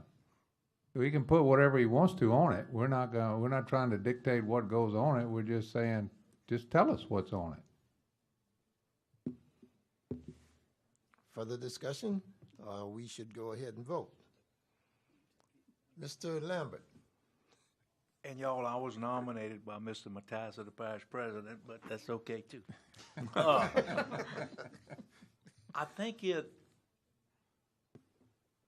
I hear some of the council members' frustrations and stuff, and we said nothing about a time frame. I think, like Wade said, we definitely need to put a time frame. And you can't run anything if you don't know who reports to who and who does what. And we talk about running like a business. Well, I heard the term this morning, it needs to be business-like. It's not a business, it's a big, big business. But we do need to run things as business-like as we possibly can if we're going to become as efficiently as we hope to become. So and like Terry said, it's simple, but because of all the people involved, it gets very difficult. And that's where the catch comes in. But I mean, I think we definitely need a chart, and I think it needs a time frame. And you don't have to approve the chart, you just have to receive it so that you know who goes where and when. I think we had said by the next council meeting, that was part of that should have been part of the amendment. Okay, by the next council meeting. Yeah. Yeah, that's what, I think Wade or Yeah, Trosclair. by the meeting, by the next Wait, meeting, Dawson regularly came up scheduled with it meeting of the himself. governing Y'all authority. are voting on this in the council. Well, I know y'all, but you say the next council meeting, but I mean, maybe it could be 6 weeks or 2 months. I mean, you've been operating, what's so critical about the next meeting? But I mean, some reasonable time frame, and the way things happen now, maybe 2 weeks or once a month, maybe a month is not enough. But at least if you have something that you know that it's coming instead of just down the line, I mean, we need a time frame of 2 months or something like 60 days. You ought to be able to do that in 60 days, y'all. Chairman. You ought to be able to do it in 3 or 4 days, but I mean, still. Okay, point taken, well taken. Mr. Trosclair? Just further discussion, I mean, I certainly agree that the council needs to see an organizational chart, so I agree 100% on that, but then I also agree with Mr. Martinez here about the executive branch. Maybe we should put some of this language into Article 3 with requiring the executive branch to give an organizational chart. Yeah, I like that. That's a good idea. That's a great idea. Okay, point well taken, and we can certainly direct it to that section if it is the consensus of the committee. Ms. Cazzo? It seems it might be appropriate in 303H. The president shall prepare and submit annual budgets and perform such other duties as may be prescribed by this charter or by ordinance, and it could be added there. The president shall prepare an organizational chart reflective of the ordinances of the parish of Ascension. You said section 303? 303, 303H. Article H. Just seems like a convenient place to put it. Alphabet H. It's under things the president must do, That or just add another letter to it. or just add another letter, whatever suits the fancy. J. Okay, wherever we need to put it, add to the existing H or add alphabet J. And so we're gonna direct, if this motion passed, we're gonna direct it to, what's the will of the body, H or J? Jay. J. J? Jay's fine with me. J. All right, H? Jay. Okay, we'll direct it to Jay. If it passes. Okay. Now, any further discussion or points of clarification before we vote? Because we do have an opposition to the motion. Well, hold on a second. Now, we're going back to 3-03. We're back in 3. So maybe it's my original motion about leaving this as is appropriate now to re-urge? I'm not sure. I thought that we said that we would basically take this alphabet, Okay, F, right? and shoot it over to, transfer it to section 303, alphabet J. Oh, I thought that was just about the org chart requirements. Yeah, it was just strictly the organizational chart. I mean, if you want to put 412F and 3, Okay. I mean, we recommend that I think it one was just too, for the but- organizational chart, but then also, but Mr. Martinez, would this, by moving it to Article 3, would that, Mr. Martinez. I can withdraw my opposition that's, with the understanding that you're just gonna require them to present an org chart.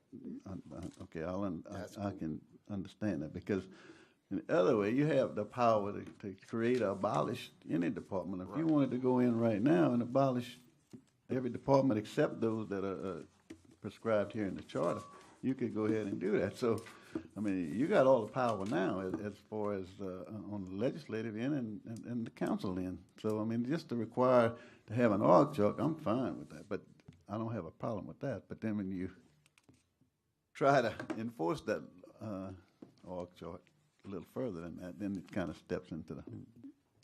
Well, Mr. Squeezer? I'll withdraw my.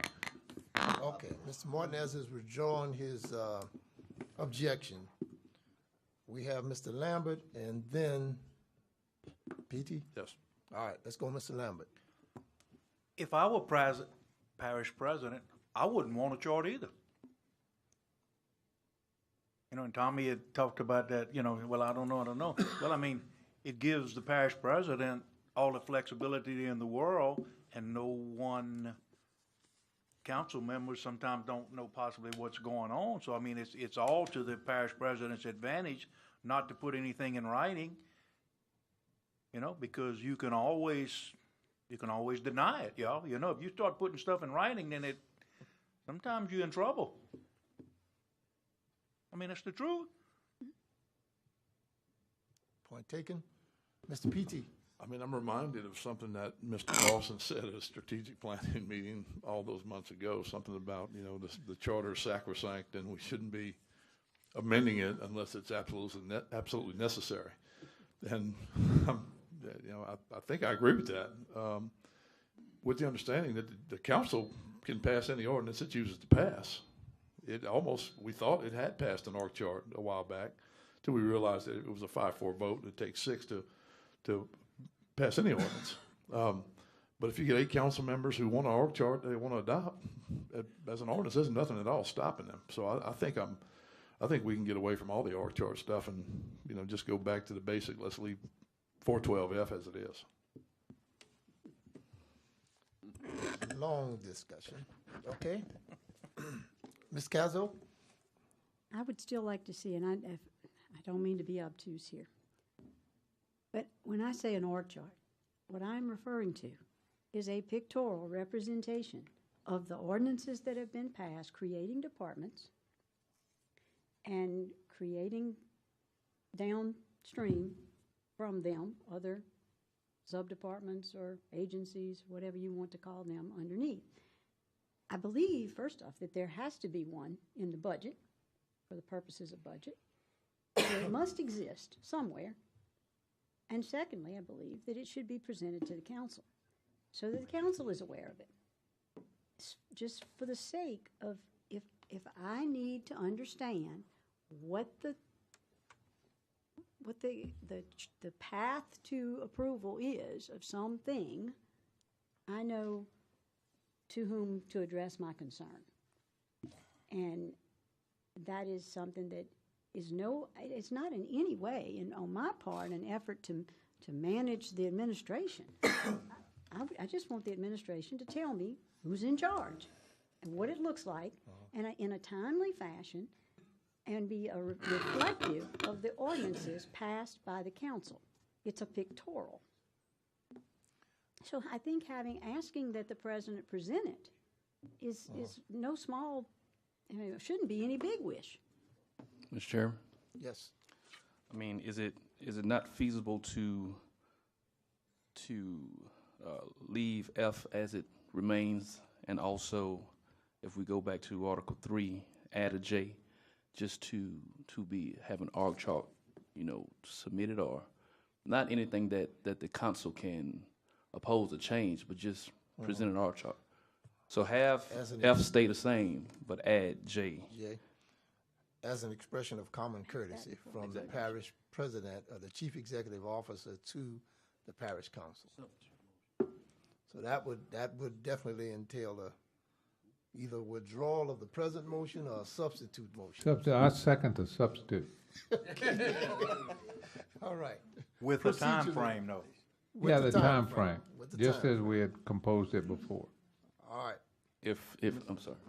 Mr. Hernandez. Just a comment, Mr. Chairman.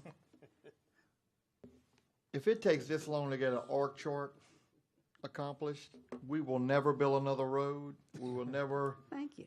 dig another ditch. We will I mean, this is ridiculous. Yeah.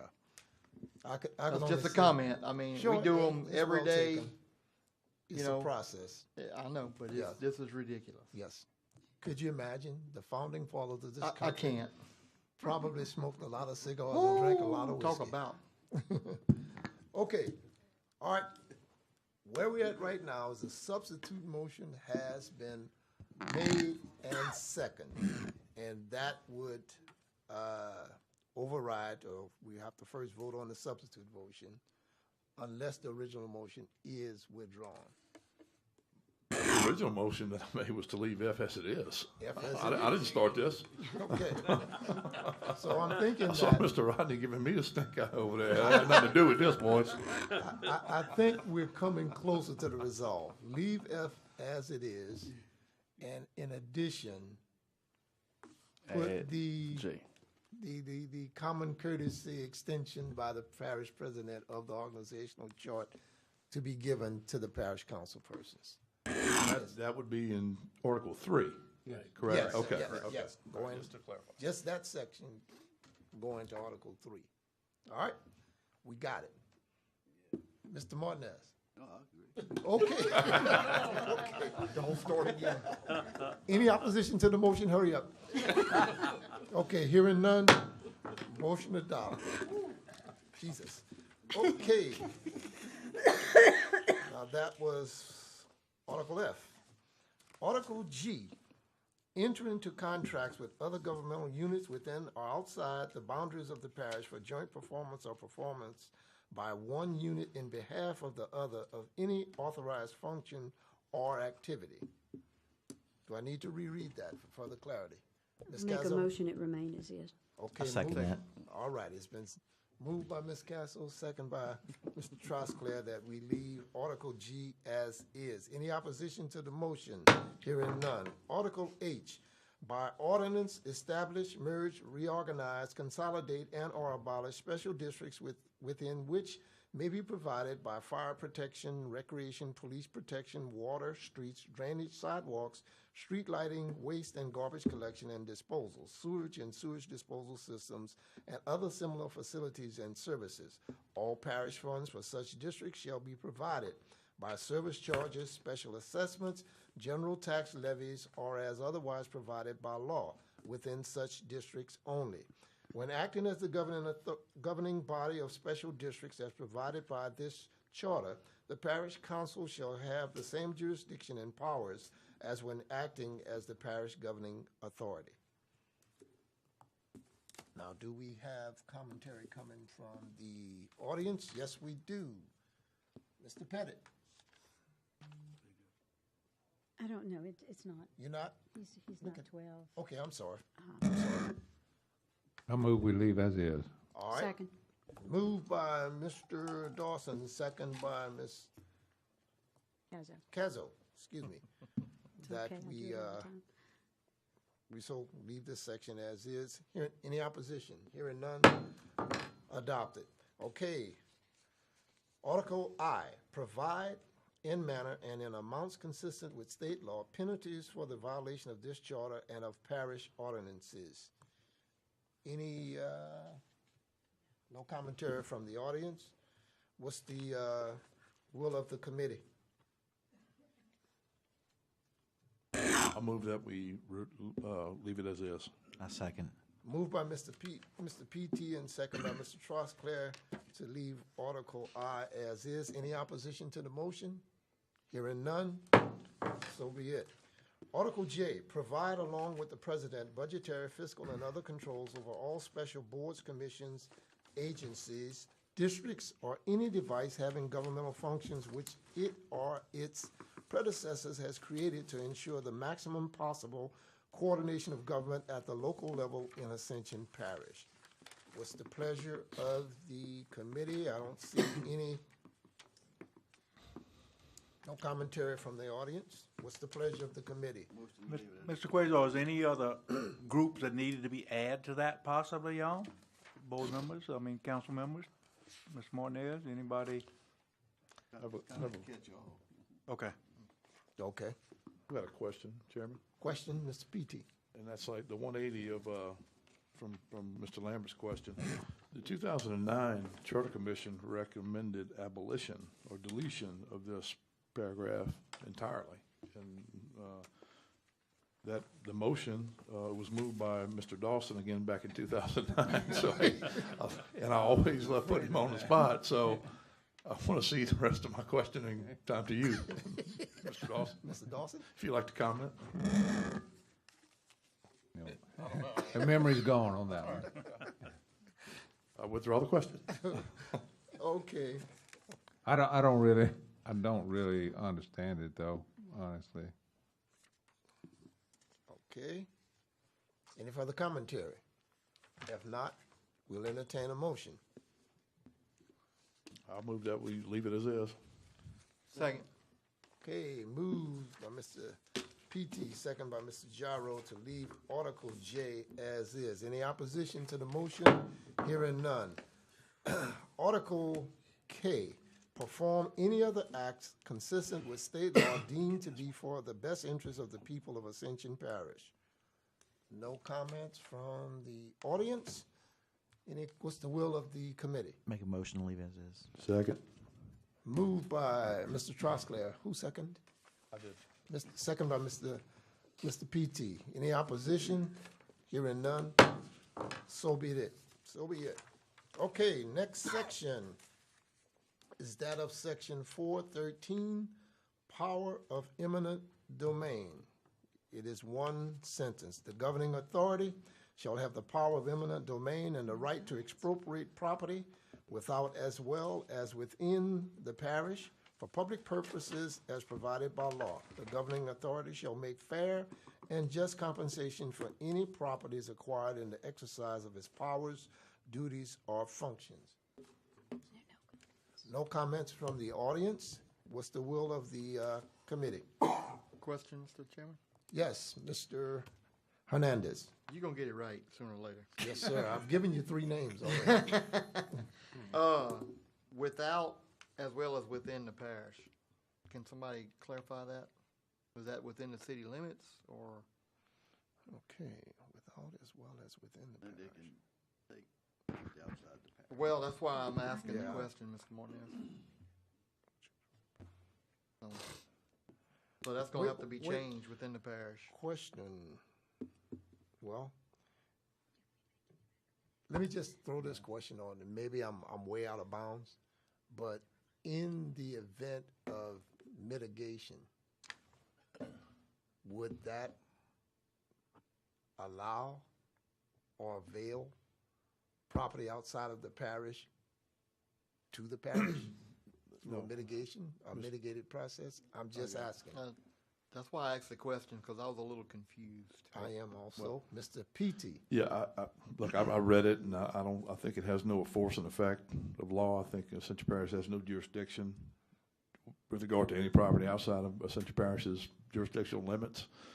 I think it's poorly crafted, but I don't think it has any operative effect. Could be wrong.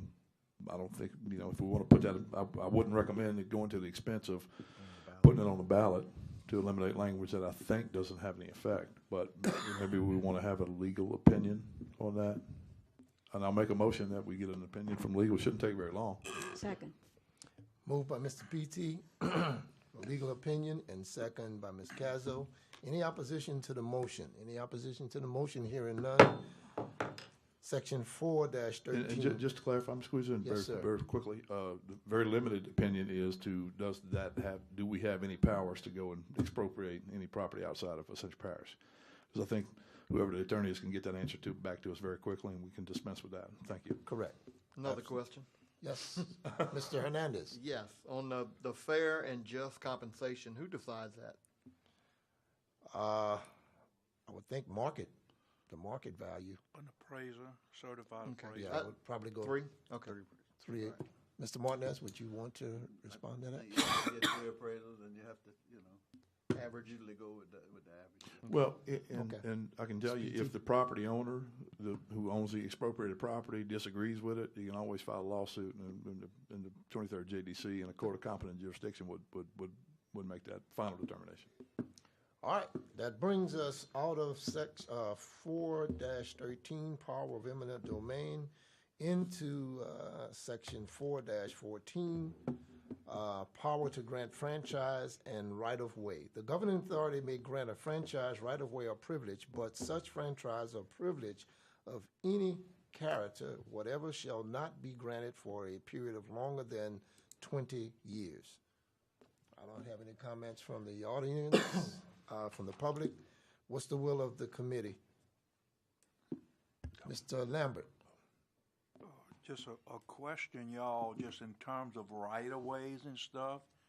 I mean, when it says 20 years, I mean, I understand that on a franchise, but we're going to have to go back and redo right-of-ways every 20 years? Good question. Well, it is a good question. Any further comments? I would suggest that we get legal to weigh in on that one, too. Form of motion? Sure. Second. Moved by Mr. P.T. and second by Ms. Cazzo to Consider whether or not the granting of a right-of-way should be extended beyond 20 years. and seeking. I mean, it's generally going to be in perpetuity. I mean, somebody. That's right. Okay, Mr. Martinez. And state law requires that you can only give it for 20 years. And the other thing is that it's not, the parish is actually giving the right-of-way. They're not getting the right-of-way from somebody else. So the parish is giving it to like a cable company or somebody. and they to give be it them, but they granted. just Yeah, renew to it be as granted, well. right? Well, I know, but as a businessman, if the parish can take it back, I'm not gonna get, you know. I agree. Yeah, I understand what you're saying, but That would probably be expressed in can we do it the longer? in the transfer. If it, if you need 30 years and you can't give it for 30 years. Okay, well, we've moved to seek legal opinion on that. Any opposition to the motion? Hearing none, hereby granted. Passed. Next, section 4-15, compensation of employees. The governing authority may fix the compensation of all employees of the parish except as otherwise provided by this charter. No comments from the audience?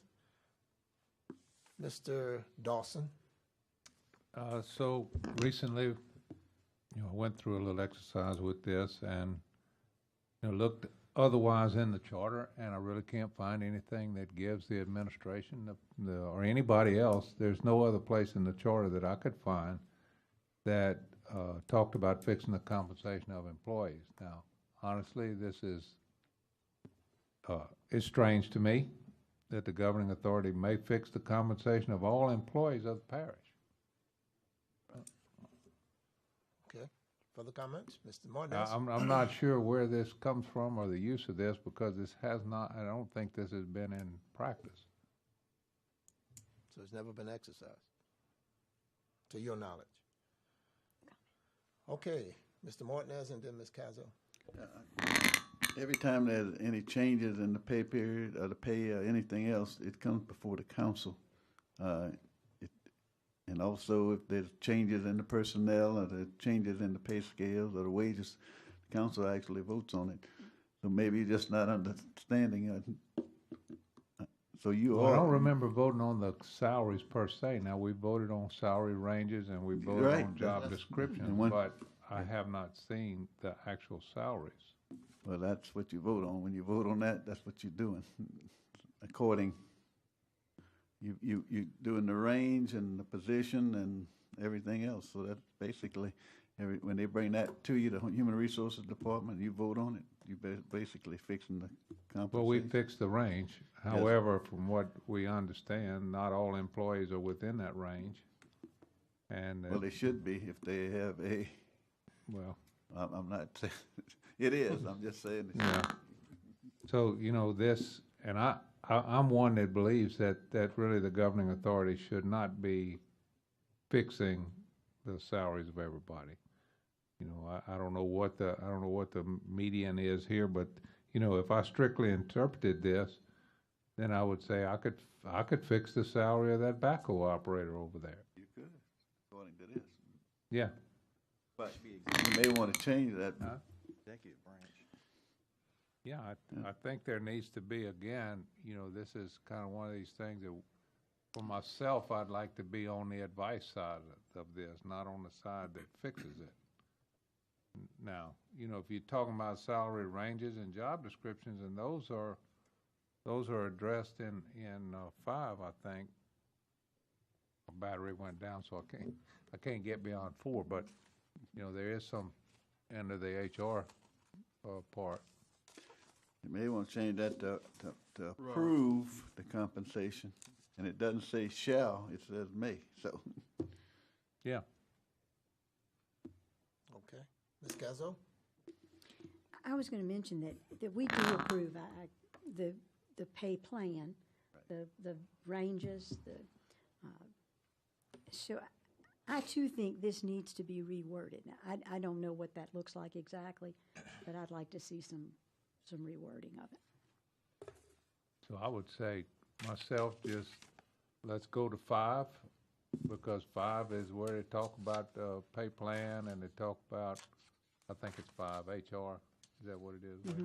Yeah, it's But 5. that's, when we get there, then maybe set this to come back to this after, when we're at the HR section.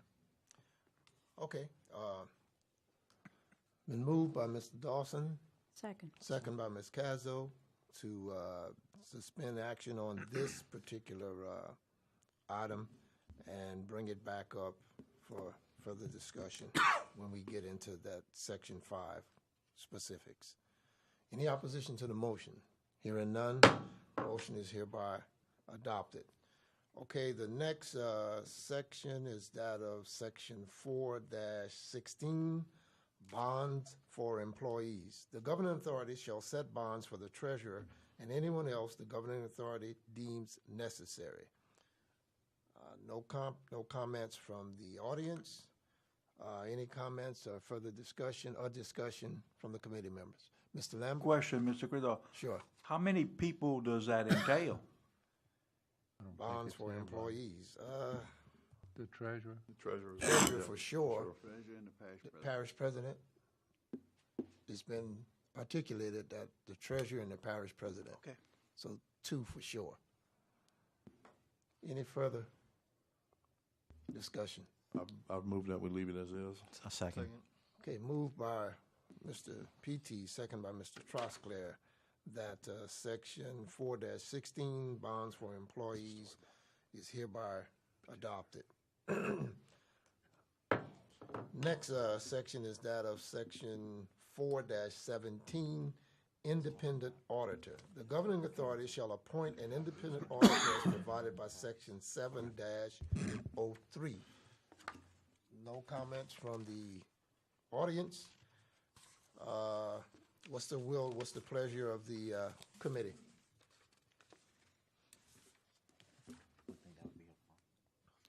Make a motion to leave as is. Second. Okay, moved by, was it you, Mr. Hernandez? Yes.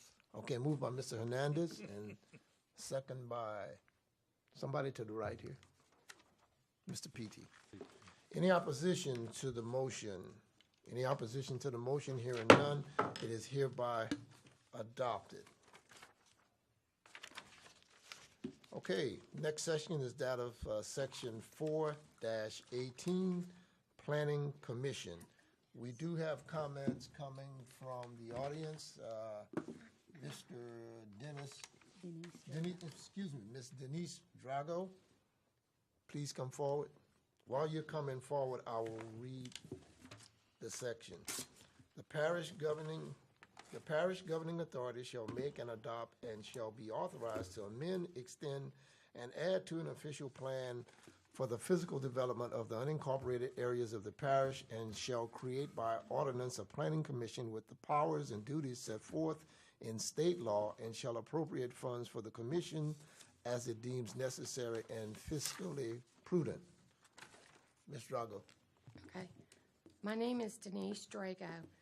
I reside at 15062 Hunter Creek Court, Prairieville, Louisiana, 70769. I would like to tell you of my experience with the Ascension Parish Planning and Zoning Committee and why they should be abolished. Back in July of 2017, we went before the Planning and Zoning for a contract agreement. That project of 5 to 6 businesses at the highway, at Highway 73 in Longwood had already been voted down by the Planning and Zoning and unanimously by the council. But this time was being heard as a contract agreement with the parish.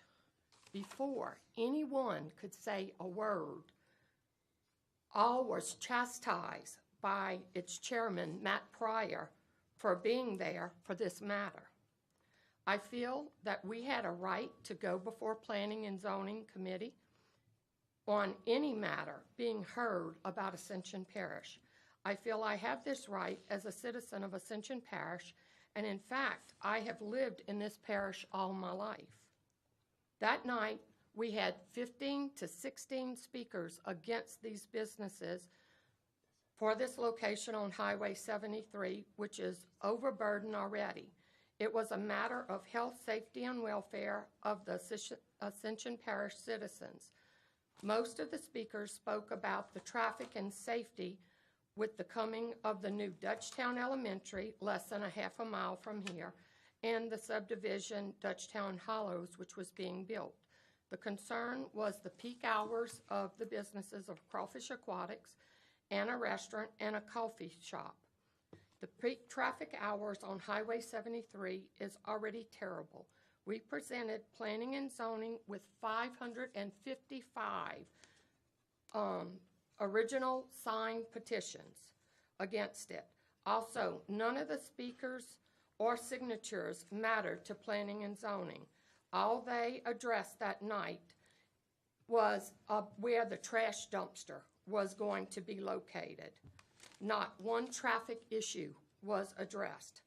They could care less about the 15 to 16 speakers or the 555 signatures of the Ascension Parish residents that showed up to speak against it. It was all about the corporation, and this was owned by a man that doesn't even reside in our parish. And I felt like that the parish council should have heard this matter again, because that's who we elected. These planning and zonings didn't hear one word we said, didn't care about anything these citizens had to say or their signatures. So I wanted to come and tell y'all what happened to us. Thank you. And thank y'all for serving. I appreciate each and every one of you. Thank you. Okay. That's the end. Now we have Mr. Pettit.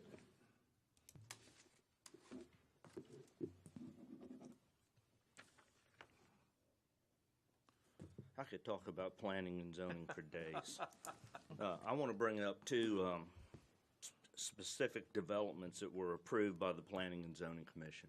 One is Riverton, which was the single, and still to this day is the single greatest travesty ever perpetuated on this parish.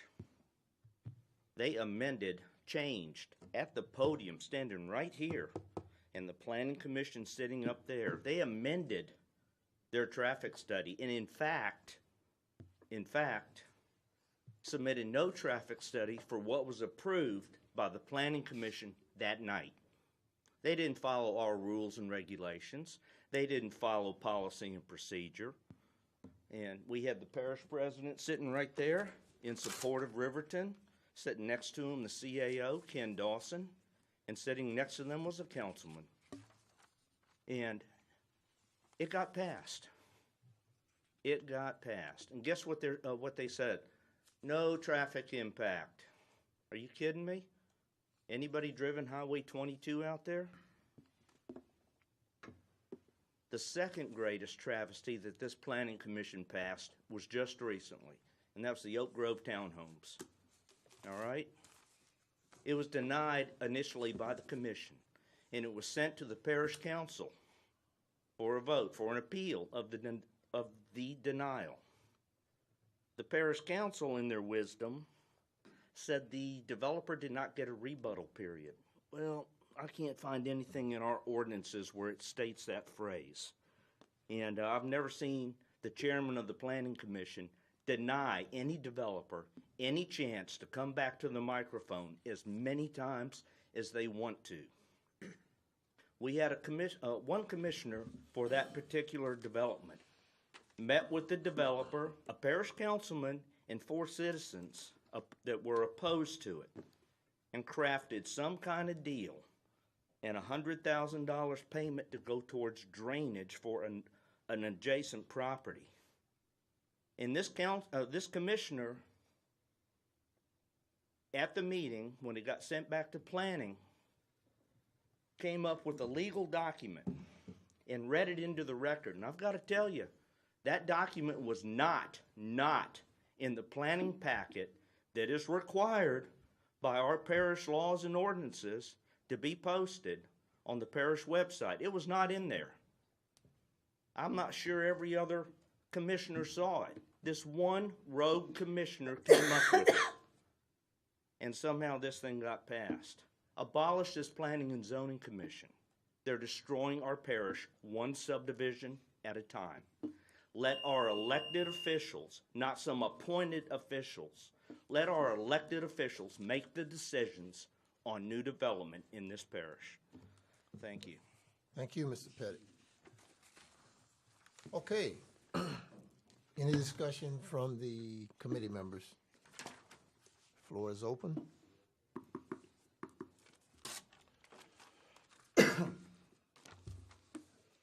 Mr. Martinez. Mr. Martinez? I don't think you can abolish the planning commission. I know that's the feeling, but by state law, you have to create and have a planning commission. And it says that, and it also says in the charter that you shall appoint a planning commission. Let's see how it reads. Shall make and adopt and shall authorize to amend, extend, and to add an official plan for the physical development of the unincorporated areas of the parish, and shall create by ordinance a planning commission. So there's no leeway there that says. To eliminate. Yeah. Okay. Mr. Quezar?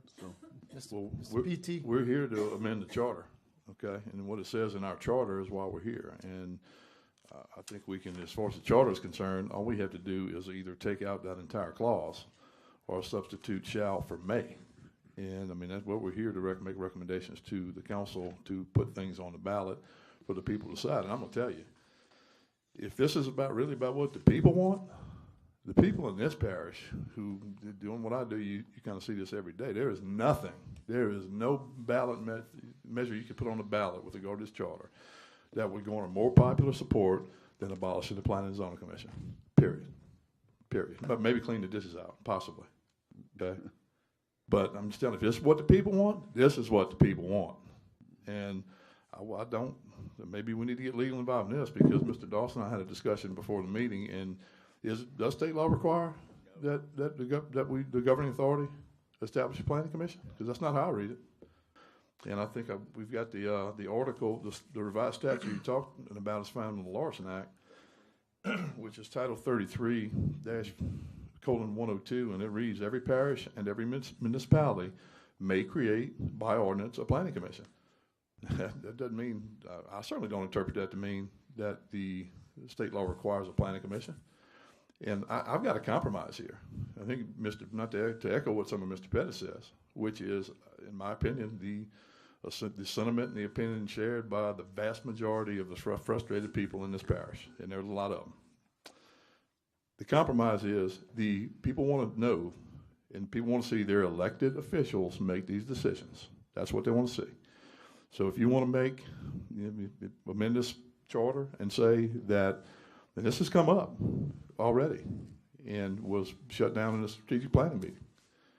You know, if you want to make the planning commission's actions with regard to a subdivision preliminary plat a recommendation to the council, like a zoning change is, because that requires an ordinance, I think that would kill two birds with one stone. But we've seen, you know, the parish council got rid of a 3-man appeals board and still refuses to hear appeals, and people are getting very, very angry about that. Now, if this is about what the people want, this is what the people want. And I would make it in the form of a motion that we amend 4-18 to either take out the language that says, and shall create by ordinance a planning commission, and I'll make another argument about that too. If it is indeed, if Mr. Martinez is correct, and it is required by state law, this verbiage is superfluous. So we lose nothing by excising it.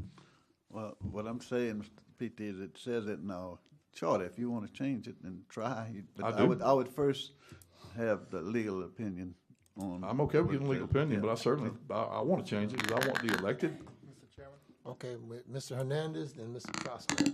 Mr. Martinez had said that we can't do it without a planning and zoning, but if you go back to, let me make sure, section 412, powers in general, subsection F, it says by ordinance, abolish or consolidate any parish department, office, agency, board, or commission.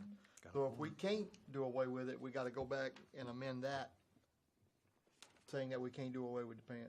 I agree with Mr. PT and Mr. Pettit, and that's the biggest complaint I've heard since I've been appointed to this commission, is that it doesn't matter, you can get 100 people to that podium, and planning and zoning is gonna vote the way they wanna vote. And that's a problem. I mean, if we're not gonna do the will of the people, then we're wasting our time up here right now. Mr. Trostler? I echo Mr. Hernandez's comments, and one of the biggest gripes that I hear as a citizen is the planning commission as well. I just think that maybe we need to set aside a whole day in itself for this committee, seriously, because we could spend all day on setting qualifications for the planning commission and what they need to have. We're going to be here a long time on this. So I just think that maybe we can come back a little bit more prepared to deal with this section and come back to a later date. But this planning commission definitely needs a lot of work. Mr. PT? I think I do have a compromise position here, and that would be revise this language, take it out, say the governing authority may create the planning commission, and may create it, which gives you all the latitude you want as a council. But what I would like to see in here is that the recommendations of the planning commission are all advisory only and merely recommendations to the governing authority, which are the elected representatives of this parish. Just like most municipalities do it, by the way. Okay, most parishes do it. The final say-so is the parish council. And that's what zoning changes all have to be, because they're required to be done by ordinance. So all of those have to go before the planning commission. The parish council, excuse me. And sometimes the parish council ignores. Recently, we had a big one where the parish council ignored the recommendation of the zoning commission, and that's fine. But those parish councilmen are answerable to their constituents. These appointed officials on the planning commission, and it's a tough job. Everybody knows it is. Nobody's saying it's not. Okay, and I probably am the guy who makes it tougher on them than anybody, intentionally. But I want to be able to, if my elected representative, who's a District 10 council member, votes the way I don't like, I want to be able to access him and vote him out. And I can't vote these appointed officials out. And I have some serious problems with the way that this particular planning commission, how it's staffed, because that is another thing that frustrates people. Everybody in this parish knows that this council predetermines who's going to sit on this planning and zoning commission. Everybody knows it. Everybody knows it. Pettit wrote something the other day. I predicted the top 6 rank out of 17 applicants. I predicted a week before in 2016. Everybody knows. So if we're here to do the bidding and the will of the people, this one needs to go in because this one will pass. Thank you. Mr. Dawson. Yep. So, I wouldn't have a particular problem with substituting the shall for may, or may for shall. I'm a little bit, what document, Mr. PT, if I could ask him directly, what document are you talking about changing an ordinance for the planning and zoning procedures so that they make a recommendation? No, I'm suggesting adding into this charter 4-18 if we are going to recommend some changes. I'm suggesting adding verbiage that would say something like this: get the shall out, may create. And I'll put my glasses back on. May create by ordinance a planning commission with the powers and duties. I don't care about that language, but I want language put in there that makes any action, any vote, any action by the planning commission, be it on a subdivision preliminary plat or any other action, advisory only, and a recommendation to the parish council, where the elected officials have to make the decisions because they're the ones who are accountable to the people of this parish, not the planning commission. So that's the language I would like to see put in. Put that in 4-18 is what you're That's saying. correct. So, I would like to have the parish attorney look at this because as I've said, I've talked to Mr. PT about this. There is like 33-103. It says that, which it sounds like you have that covered, but it says some specific language about the planning commission, and then 33-102. So I would just like to have that reviewed with any other maybe case law that he can look at and just make sure. I'd like to have, maybe a more precise, if you will, proposed language so that we can run that by him, the exact language. Okay. If I may, I've got an idea how I want to see this read, and I will be happy to put that in the form of draft. And we got a group email going here, correct? Everybody's on email. I'd be happy to propose something and send it for everybody's consideration. And I'm more than happy to have legal weigh in on it. Well, from what I'm gathering, let's be precise on this. You're moving to, your motion is I'm moving to change the language I'm moving from to shall amend. to may. Yes, amend. Amend it from shall and I to will, may. And I will provide specific language, suggest specific language in an email, and I'll do that tonight. But yet, essentially, to change the mandate, shall create a planning commission by ordinance to may create a planning commission by ordinance, and I'm going to suggest that the planning commission's actions are advisory only, mere recommendations to the parish council. To the parish That's the council. substance of it. Okay. And Mr. Dawson, is that inclusive of what your thoughts were? Yeah, and I think it just, With- I'm saying, go, let's have the parish attorney attorney. review this and come back to us. And I'll amend my hopefully motion next further meeting. with the understanding that legal will take a peek at it and vet it and do whatever they do with it. I'll second that, Mr. Okay. All right, motion on the floor. It's been moved by Mr. PT, second by Mr. Hernandez. Any opposition to the motion? Any opposition? Hearing none, the motion is hereby adopted. Next section is that of section 4-19, powers of enforcement. We don't have any commentary from the audience. I'll read this section. The parish governing authority shall enforce the ordinances adopted pursuant to this section by fine or imprisonment or both, or by any other remedy authorized under state law. Any discussion? Any discussion? Move If that not, we I'll leave let as is. Second? Moved by Mr. Dawson and second by Mr. PT that we adopt section 4-19, powers of enforcement.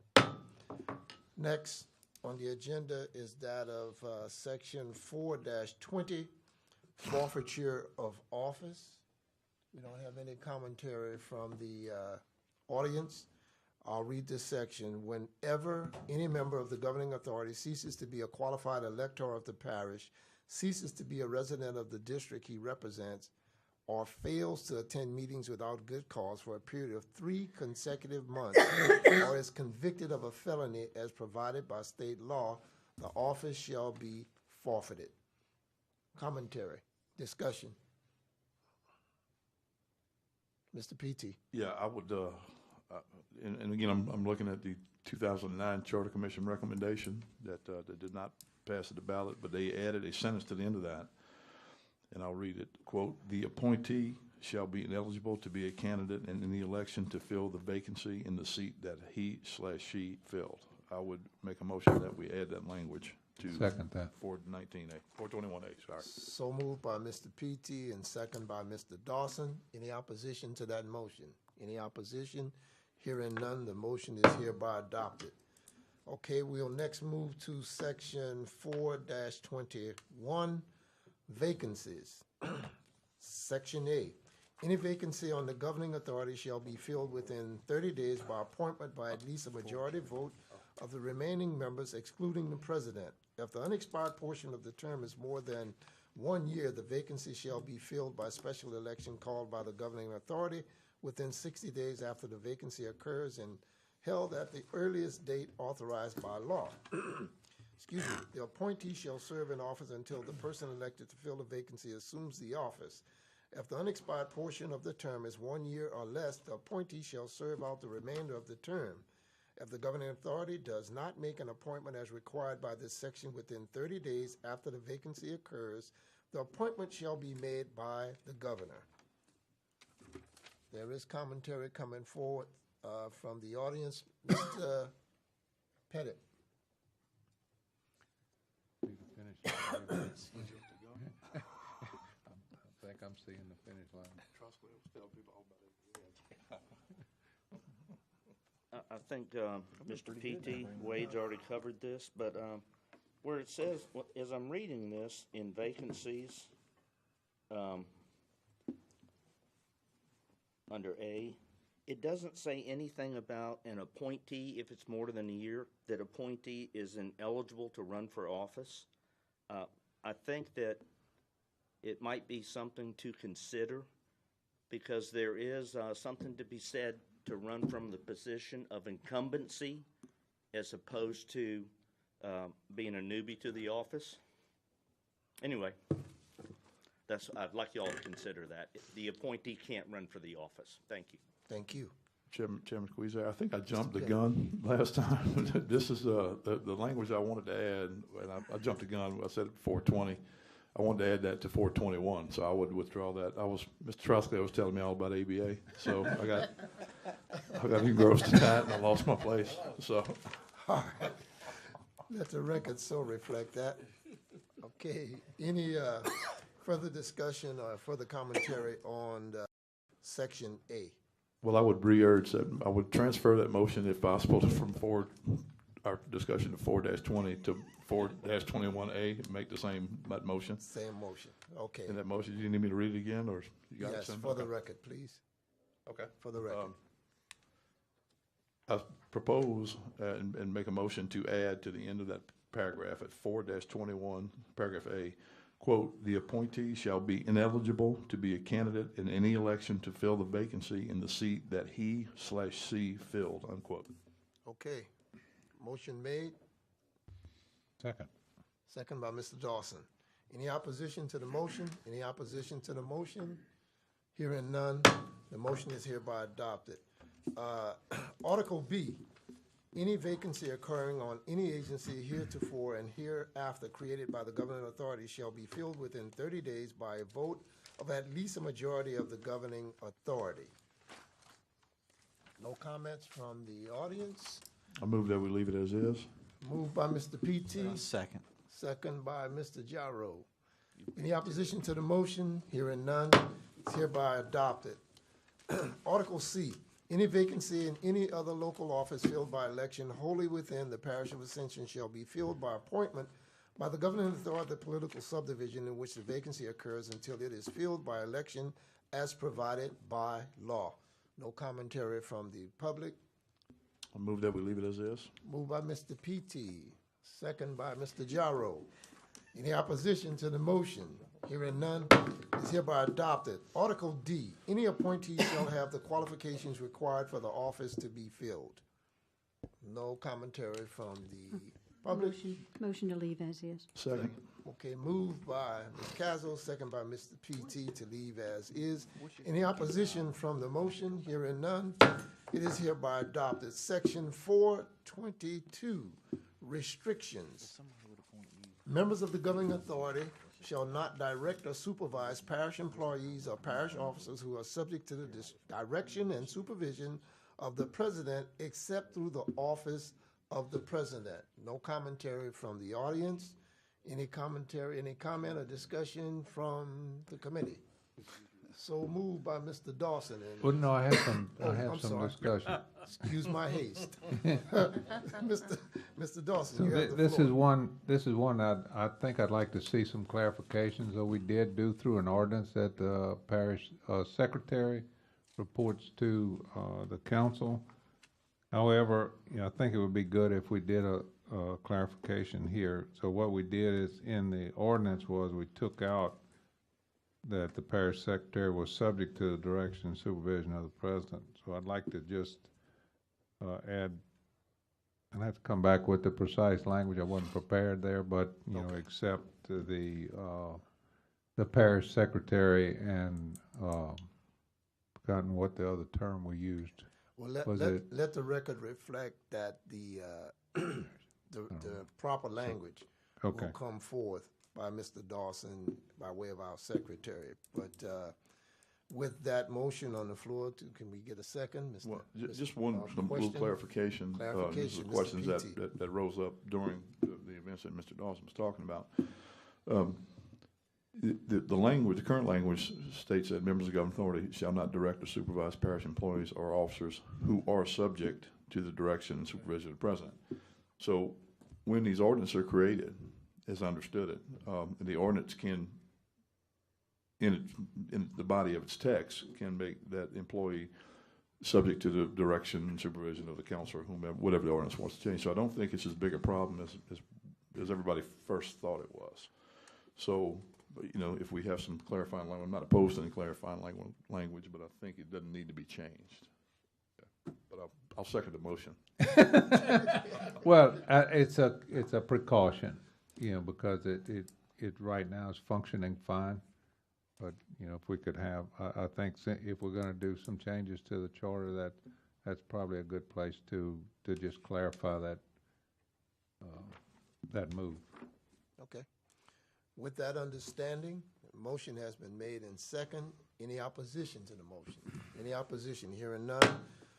The motion is hereby adopted. That section is hereby approved. The last section of the evening is section 4-23, term of office.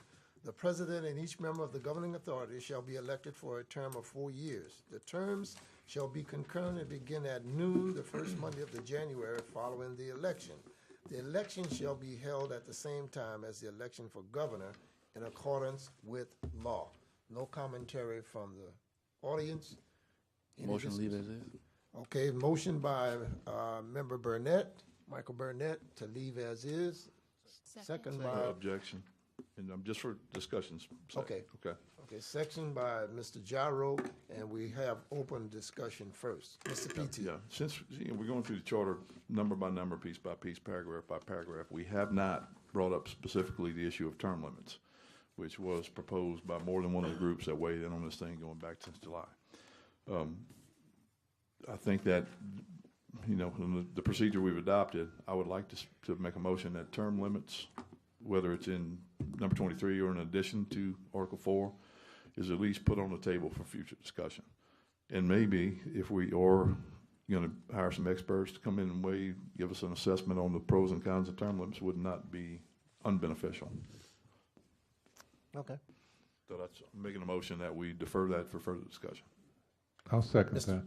Okay. Yeah, just for Moved and seconded discussion by wise, Mr. I'm under Trosclair. the impression that for, like the RPAC and ABA's amendments will come after we get through the current charter, so I think we'll get there. Yeah, either way.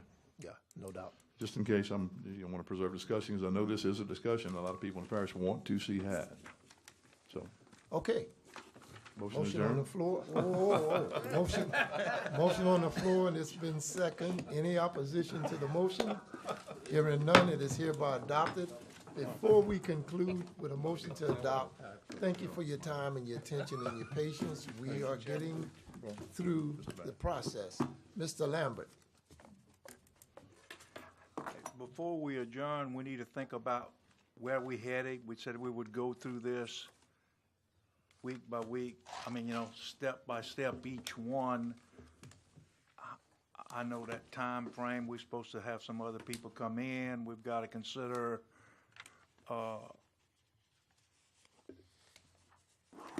the councilman at large, if we're gonna do this, if we're gonna do that. Just, we need to start thinking in terms of time, and is it possible that we get more time instead of waiting until the last minute to ask someone for more time, instead of waiting till, the week, well, we gotta have more time. We need I know some people that spent, 8 or 10 or 12 months trying to get this stuff straight, and we're trying to do this in 8 or 10 or 12 weeks. So we need to start thinking time frame and how much time we think this might take to do the right thing, not just get it done, but to do the right thing for our kids and grandkids. And by the way, I had 2 new grandbabies born last Friday. Not that that was illegal. Not that that matters. But we just need to start thinking about those things, for at the end of next month. That's here before we know it. Yes. And So for the I record, move that we put that on the agenda for the next meeting. an agenda item to Add ask that for as an more agenda time. item for the next meeting. Second. Okay. Well, we had already preliminarily discussed that we would possibly look at 1 or 2 dates in the month of May to bring in the external experts to the table, and then we would get back into the process of going through the rest of this agenda. The charter as is written. Now, if you want to go through the entire charter first and then bring the experts in, that's left up to the will of this collective body. I think Mr. Trosclair. I don't necessarily have a problem with that format. The issue would be travel arrangements and so forth. So you need to book experts, whether it's ABA's experts, ORPEC, or Nico, or who you want to bring in. But I don't want to bring in anybody. But, Let's be clear. I don't want to spend $1 of taxpayer money on any expert. Let me be very clear about that. That would be the issue. Okay, I would suggest put that discussion at the end of next week's meeting, because I think we're going to start going through this charter pretty quickly. I agree. Okay, so maybe we can make some real headway next time, and maybe we may be close to be doing so. Yeah, we seem to have established Me a and pretty PT good. are getting along pretty good here Yeah. lately. We can get through. Amen. Well, we're beginning to develop a pretty good rhythm now, a pace. So we're getting acclimated to sort of doing what we have to do in a business-like manner. At this time, again, want to thank everybody, and we'll entertain a motion to adjourn. So moved. By Ms. Cazal, second by Mr. P.T. All in favor, signify by saying aye. Aye. Means adjourned. Thank you all.